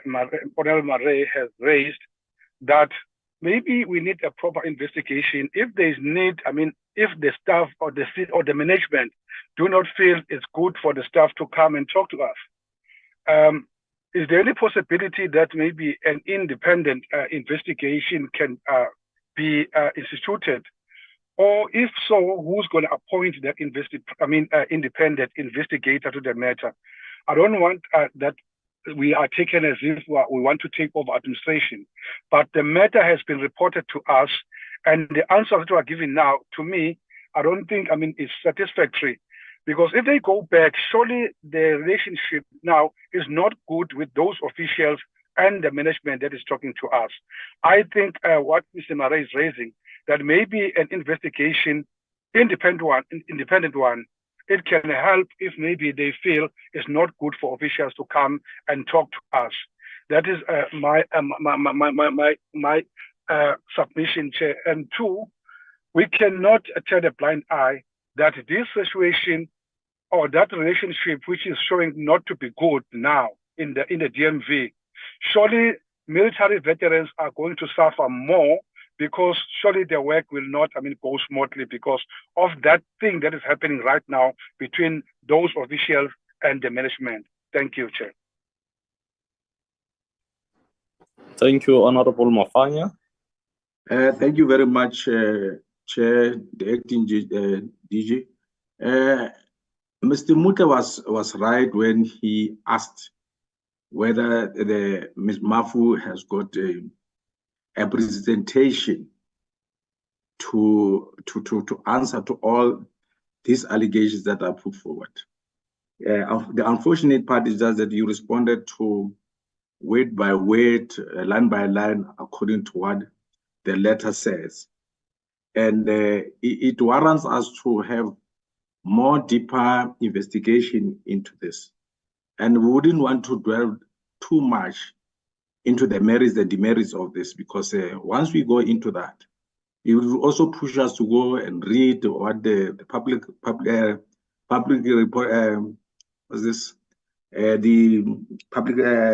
report says, and the Nexus report also. So by the time we have to go and undergo and search, it tells us that. But how did we arrive here? We arrived here to a point where we ourselves at the committee was absolutely not happy with what transpired in the department. And we got answers, but we couldn't actually make sense to some of the things that were given to us as issues that people were attending to the matters that we complained about, or we showed them as challenges. And outside of the committee, we also do our own oversight as members of parliament. And the minute we say provincial military veterans provincial offices are functional, and me personally having made that study, having gone to some of this, and having found a different answer to that here is a dysfunctional office, and I listen to that, it gives me more questions to say, but is this presentation honest? Is it genuine? The reality is that Mr. Marais has outlined it, that for us to go to the deeper end of this is to seek solutions on everything that has been uttered here. Number two, it is mentioned that the officials did not do go through proper channels of issuing their complaints to the leadership of the DMV. The question and logic prevails. It says there is no one who can automatically wake up in the morning and escalate the matter without even having started the matter with the ministry or with the officials within the department. So that also, it needed to be addressed. It cannot be that the letter that was written to us, it could be written to us without having started elsewhere. And the information is that they have written to the minister. But now we don't want to go with the hearsay. It is much better, through you, Chair, that we look at this matter critically before we even come to a conclusion. The conclusion to that effect must be that people must come and make a presentation for themselves, because now it is their words versus that of the acting DG. So that alone, it tells us that there needs to be a meeting of minds that needs to happen where we discuss all these matters, because the other part is that people are going to say these people were misinformed, they did not do, the others were junior managers, the others were senior managers. It is besides the point. The point is that the military veterans, it is functional as we try to build it up with the deputy minister as well. We acknowledge that, we know there are issues, but the minute we know that there are issues, it means administratively there are problems. And we cannot shy away from that. And once people try to reach out to the senior leadership in the DMV and they don't get joy from getting that, from addressing their issues, they will always come back to whoever that can provide help to. So all that we are asking for through you, Chair, is that this must be looked at it critically. At the same time, there must be a buffer, because now it tells us there's animosity about the people who wrote this letter to us and with the officials. So there will always be that sort of intimidation that we have to guard at all costs. That's all that I say now. Thank you.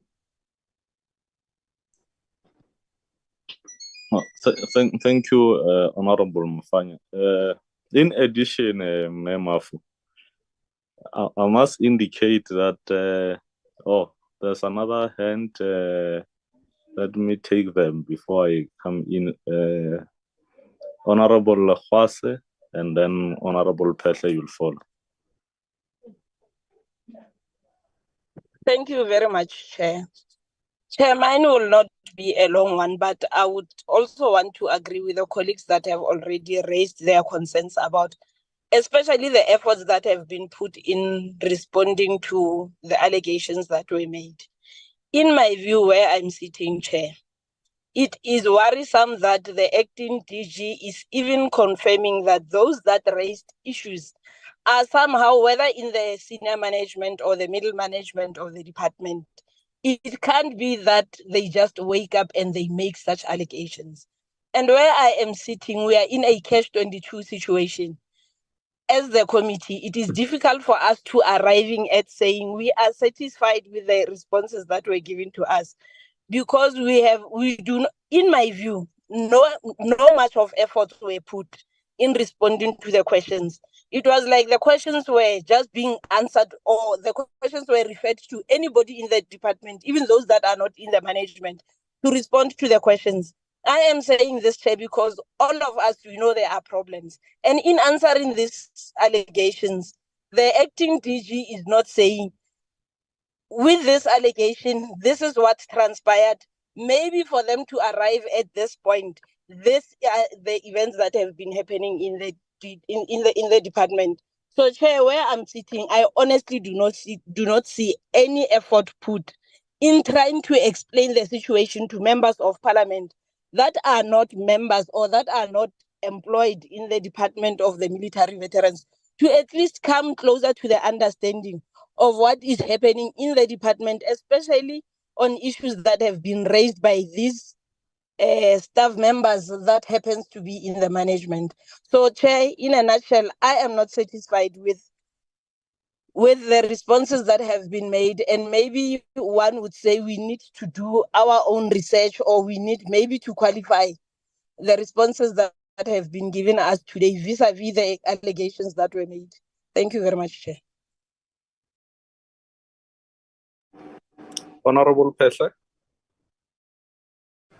Thank you very much, Chairperson, and good afternoon, everyone. Carefully having listened to all the inputs made by my colleagues and having read also the response and a manner in which it was presented to us, one would like to ask a question to the acting, to say, Memafu, to say, did you went back and sit together with those who raised all these grievances or allegations to say, this is what you have communicated to the committee? Can we sit together and talk to these allegations together with ministry? Because that's what I thought would happen. Unlike the response is like someone who just sat in the office, knowing what transpired, responded to all of this, but did not went back to say, let's sit together and address this so that when I respond back to your allegations to the committee, I exactly have spoken to you and we have found a way how best we can take this matter forward.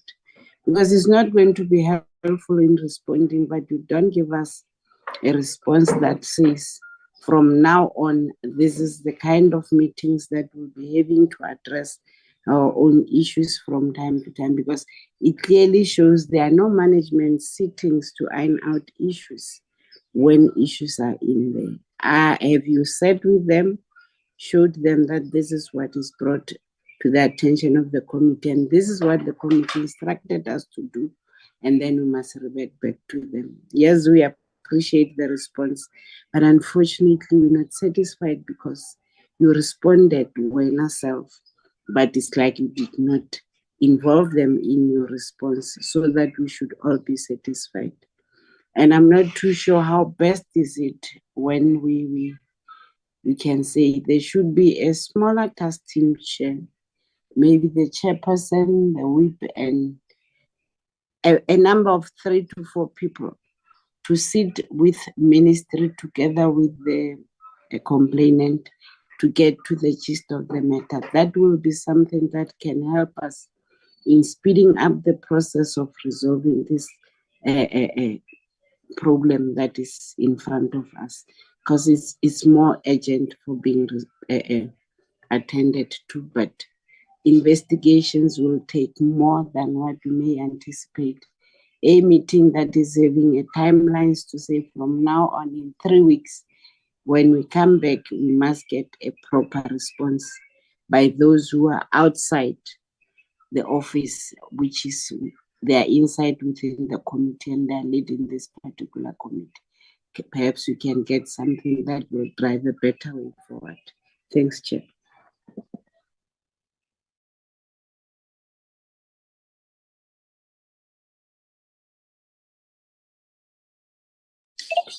Thank you very much, honorable members. Maybe in addition, so that you respond once, acting DG.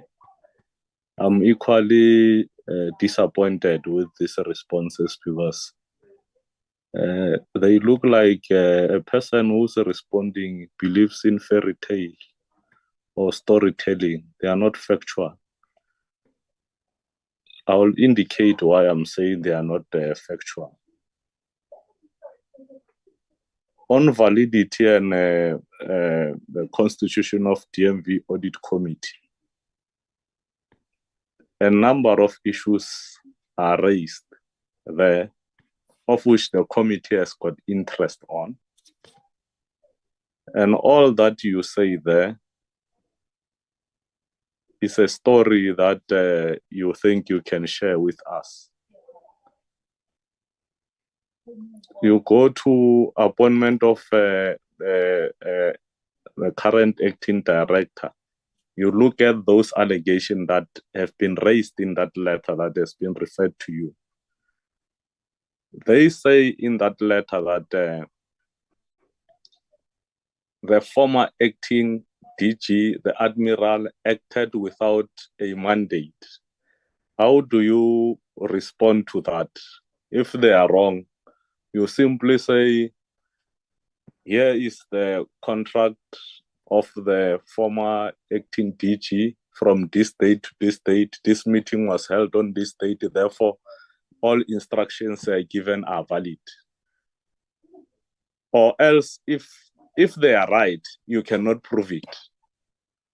You don't tell us stories that you are giving us there to say the appointment of the new, referring to yourself. They are referring to decisions that are taken by the former acting DG, that they are invalid because I don't know whether they've got facts or they are suspecting that his contract probably within that period was not valid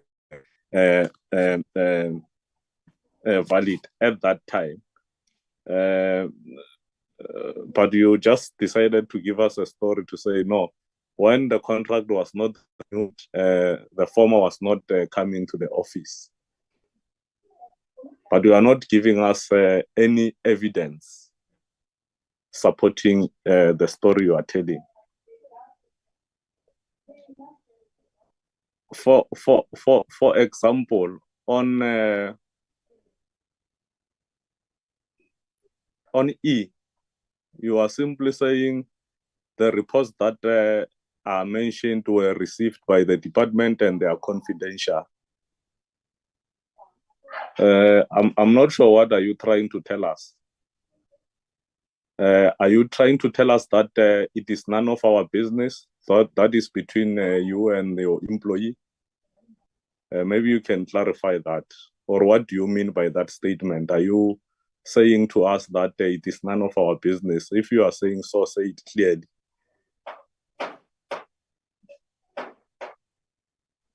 The non-compliance on labor relation matters. That letter have stated case by case. I think it is 3 cases, if I'm not mistaken. You are not responding to those cases, case by case, on their merits, and because it will not be one size fit all. In fact, you decided to say all matters regarding awards are labor relation. Who said we don't know? And we have made it very clear that labor relation matters must be solved in those created labor relation institution or formation that needs to deal with that. But your response is very uncalled for, because you need to tell us case by case what is it that the department has done on those awards, as opposed to just telling us that these are labor relation matters. We are aware that they are labor relation matters, and in fact, we told you even before that some of these issues are labor relations. But these allegations are based on facts, and they've given the case numbers for each members that they have referred to. You are not talking to that. You decide to in fact, in my own language, you are not responding to us, to those points that you are expected to respond to. I don't want to talk to collapse of governments. Even the minister has spoken to that. And you are simply trying to say there's no such. In that letter on internal audit committee or risk, there's an allegation that a person whose level 12 has been moved somewhere else to housing or replaced by level 6. You are not saying anything about that. You are not responding to what the letter expected you to respond. You've decided to go on a storytelling fairy tale of some sort and present it to the committee. I don't think you really wanted to do that. Yeah, can you respond to those acting DG? Yeah, maybe Chair, you want to come in now? Yeah, I see the hand of Comrade Chair. Yeah, you are right. I think the DG is in the meeting. I agree with you. that they were selective in responding to the allegations. It's true that we asked them to focus on allegations that talk to governance. For example, the point you are making, I just want to emphasize it, that if you move, you replace a level 12, it's a manager with a level 6. Is it true that that thing happened? What does it do to governance? That's a statutory entity, and it must be headed at a level. It must be headed by someone quite senior, but you've simply reduced it to level 6. Is that true? And what does it do to the functioning of the entity? And maybe let's go back. She must deal with those issues bullet by bullet. And I agree with you.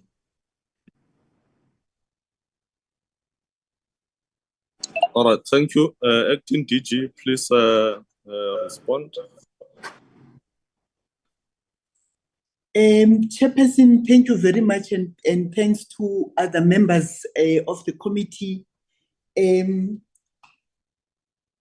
am now understanding the way you want the department to respond. When we responded in the manner we did, there was no malice intended. My request is then to be given time to go back so that we can respond in the suggested manner and attach evidence.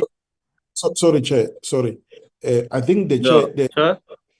I think the Chair is asking: is it true that someone you have responded? Is it true that someone with level 6 replaced a level 12?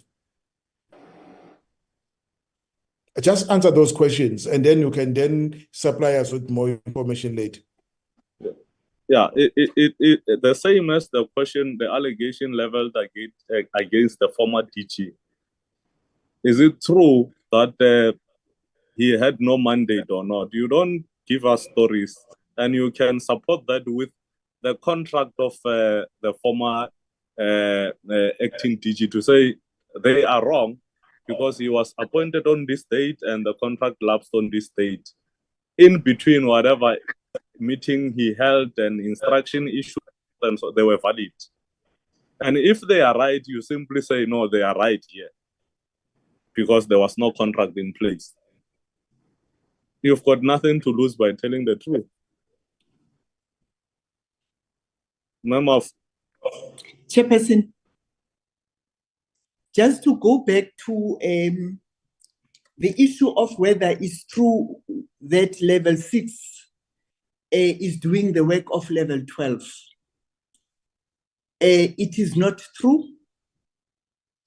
Level 6 is coordinating the work of the audit committee and the department. He is not auditing. The deputy director in that environment, his work was to be an internal auditor. So the level 6 is not qualified to be an auditor because it doesn't possess those qualifications. So it is just not true. I don't know whether I've explained myself properly, Honorable Kaba. Can you just pause there, Honorable Kaba?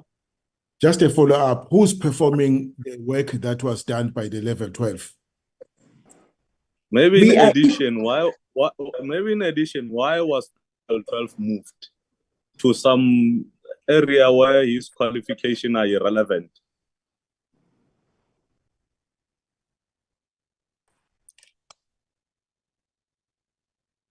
Yes, Mafu. Yes, Chairperson. Why was he moved to housing? It is the issue of capacity on his side and within the environment of housing where he was moved to. there is auditing that is performed in terms of houses that are built in different provinces.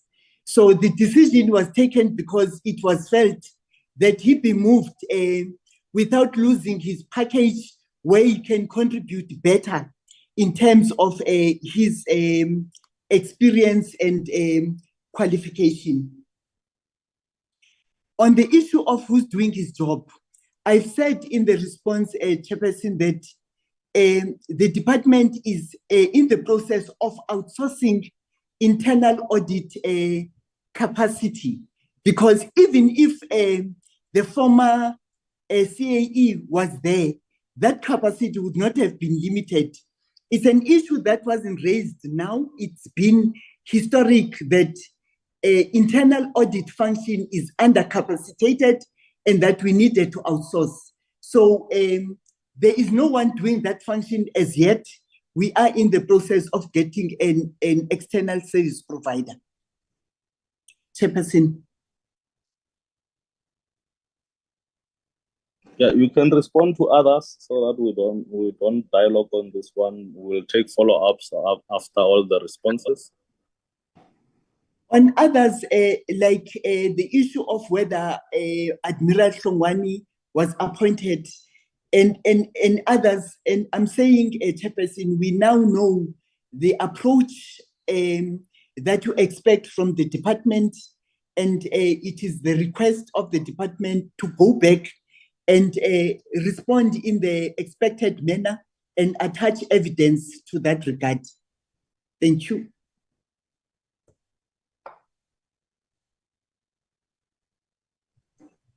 Member, are you done?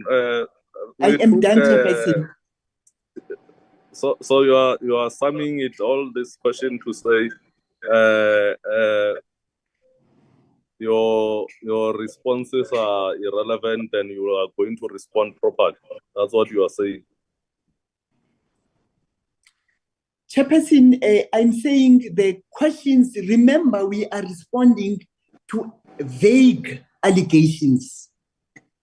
We then did our best to respond. And I'm saying the response, now we know how is expected, and that will go back and do just that. Chairperson. That's fine. There's a hand of Honorable Mare. Chairperson, yes, thank you for the input from our other colleagues as well. I mean, this is so unconvincing. It's just unbelievable. And the unconvincing way now the response to your questions and all our questions is so disingenuous for me that you know, that indicates to me that these concerns raised by these managers are most probably true, because you know there's no evidence or even suggestion of trying to refute that. So it seems like they are more likely than not that it is true. So I just wanted to raise another question that is very important in this process. There should be no retaliation or no victimization of these individuals that has written the letter and has signed the letter. That would be totally unacceptable. That would undermine the process that we are involved in. And I think the chairperson is quite right when he said, so in other words, and you were also right to say that, so in other words, what is our role? So you don't trust us, or you're trying to evading answers to the issues that we are convinced is our business. So we must have that assurance that there will be no victimization and no retaliation against them, and that we must try to solve this problem, find solutions, and not try to pass the buck constantly. We must be honest and truth, and then we can find a solution and an end result to rebuild this department where it should be. Thank you, Chair. Please mute your mic. Memafu, please mute your mic. Okay. Yeah. No. Thank you very much, Honorable Murray, for your input. I don't see any other hand. I think, Mema, for you must try and do justice. For example, when you, maybe let me ask you this last question. It's just a general question around governance. As a acting DG or as a DDG, there are people who report directly to you. If any of them do not do their work, or in a case of what you have responded to as senior members refusing to sign performance agreement, what steps have you taken? Because, I mean, people cannot refuse to sign performance agreement and then it becomes business as usual. We have been raising a question of consequence management. There's no willingness in the department whatsoever. And you see, once you don't do it, nip it in the bud, it becomes something that becomes a culture within the department, because people know that they can do as they wish. Nothing will happen to them. What is it that you have done so far if people are refusing? Because that's something needs to be done. If there's any form of insubordination, disciplinary process must kick in, and ultimately there must be an outcome out of those processes. But what is it that you are saying? Because you can't throw your hands in the air and say these people are refusing to. And if you act on that, that should not be seen as what you call it, victimizing the whistleblowers or those that are, but you'll be doing what you are required to do insofar as your governance model is concerned. Secondly, you're saying a level 6 is coordinating, and apparently there is no one in that team who's doing any auditing work. What is that person coordinating? Because there's nothing happening. That person cannot audit, there's no one auditing. What is it that that person is coordinating? Because you are simply telling us that you have told the person to coordinate nothing. Why must the person coordinate nothing if there's no one who's auditing? Over to you, Mema. Thank you so much, Chairperson. The coordinator is coordinating the work of the audit committee, or coordinating the work of AGSA. At the moment, as we speak, AGSA is in the department, and there are requests for information that get issued out, and that there are responses that must be sought from different officials, and that coordination should be done by someone. So the level 6 is doing that work. On the issue of what are we doing on those that are not contracting, we've been asked, Chairperson, by the ministry to provide a report on the status of individuals in the department who have not contracted and the reasons why. We have done that. We are just waiting for a response. We know administratively what should happen, Chairperson, but we are doing this because, as you correctly said, it has become a culture that some officials do not contract. As I have mentioned in the report, that issues of reporting relationship are contested, and issues of the job specs are contested. Issues of where the function should reside are also contested. So it is in that culture that we escalated to the ministry, but we're waiting for the response. And once we do, then administrative processes will then follow. Chairperson.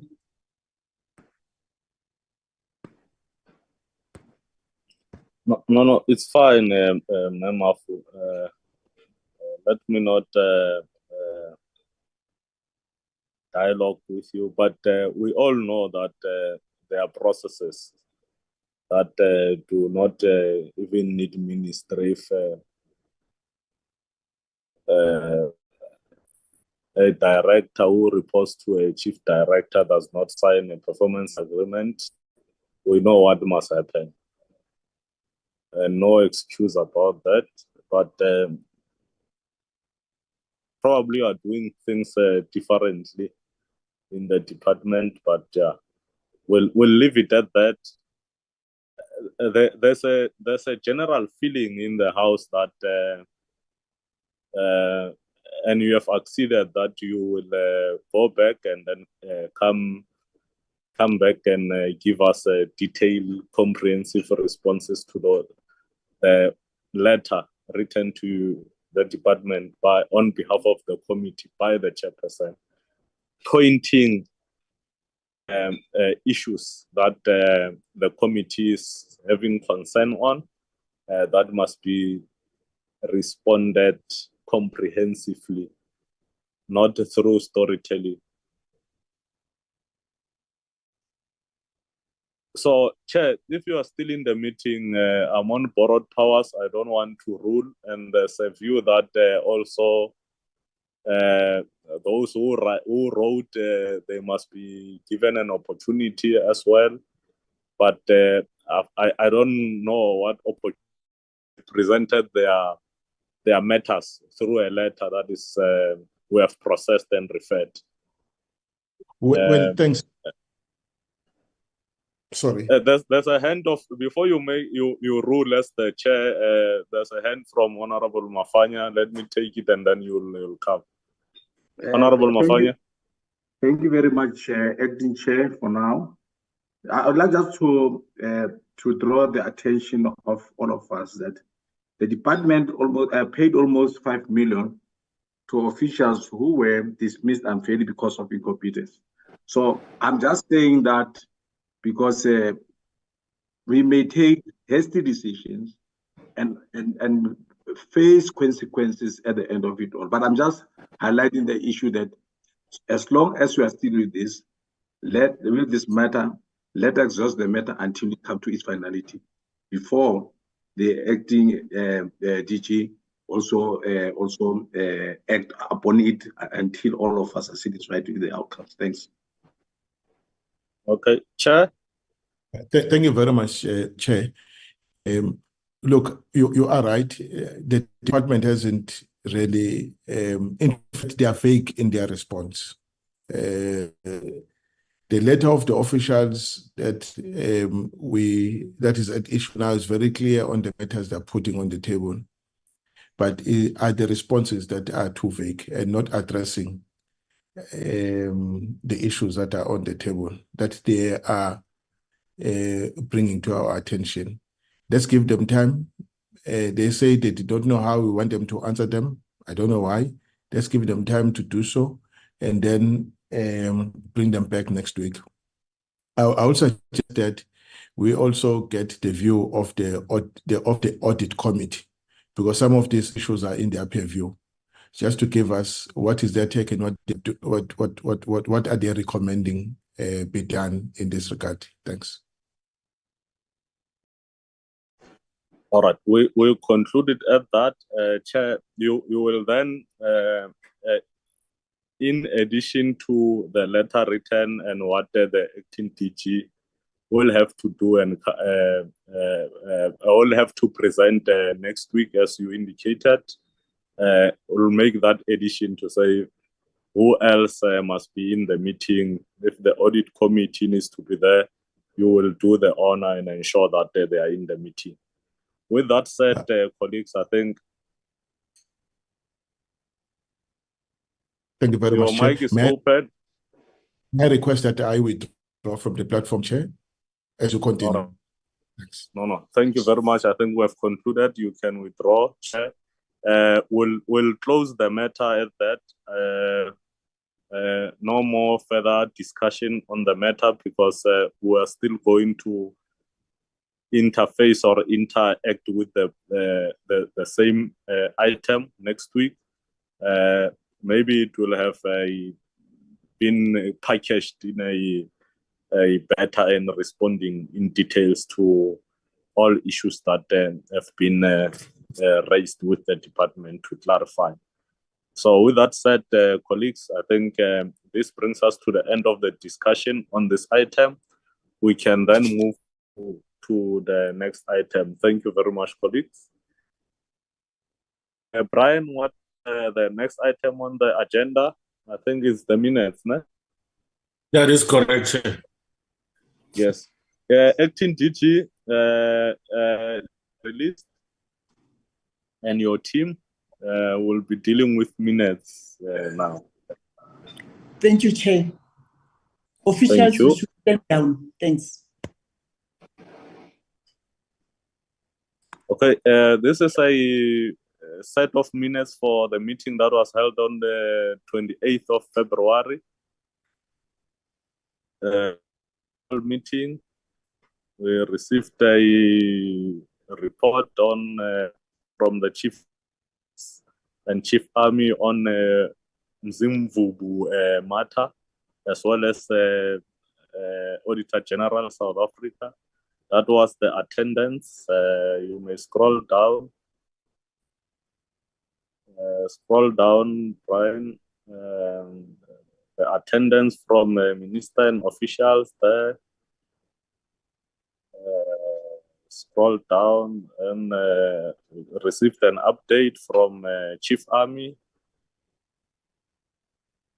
We deliberated on that presentation. We then received a briefing from Auditor General. We also deliberated on that. The DM made an input. The committee resolved on those actions. Then the meeting was closed on agenda at around 11:55. Honorable members, any input, correction? Chairperson, just a small input that is not related, but then I want to propose for the acceptance as well.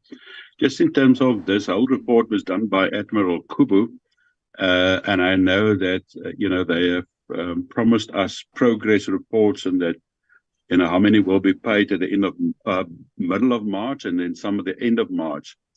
Last week when I attended the christening of the 3rd multi-mission inshore patrol vessel, I heard the Chief of the Navy made mention that this will be the last month of employment of Admiral Kubu before he goes on pension. So, and with him being heavily involved in this matter, I think it's just on the one side very important that we get further feedback from him as to the progress or finalization. And obviously for us to just, in a way, say thank you and enjoy your retirement. I made a joke last week with him and say, hey, you cannot, there's a concept in the army called AWOL, absent without leave. And I said to him, you can't AWOL before you have asked permission to be relieved by the committee. So I just want to put that in your midst, and then I will propose for the acceptance. Yeah, Honorable Marais is moving for the acceptance with that assertion. We will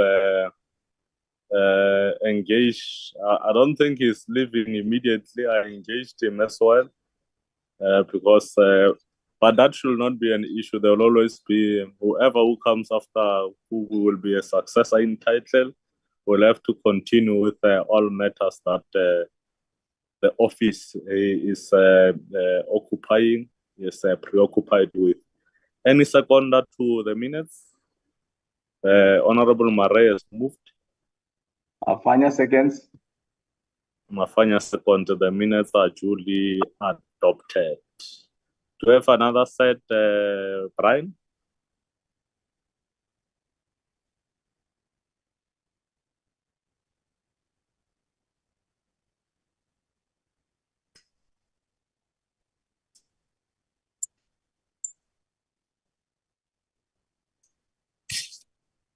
Brian, do you have another set of minutes, or that was the only set? That was That was the only one. That is correct, yes. All right, no. It means we have concluded all the items on the agenda for today's meeting. It's for me to thank you, honorable members, for tolerating me as an acting chair. I'm acting on borrowed powers. I don't have authority. With that said, the meeting is adjourned, and enjoy the rest of your day. Thank you very much. Bye.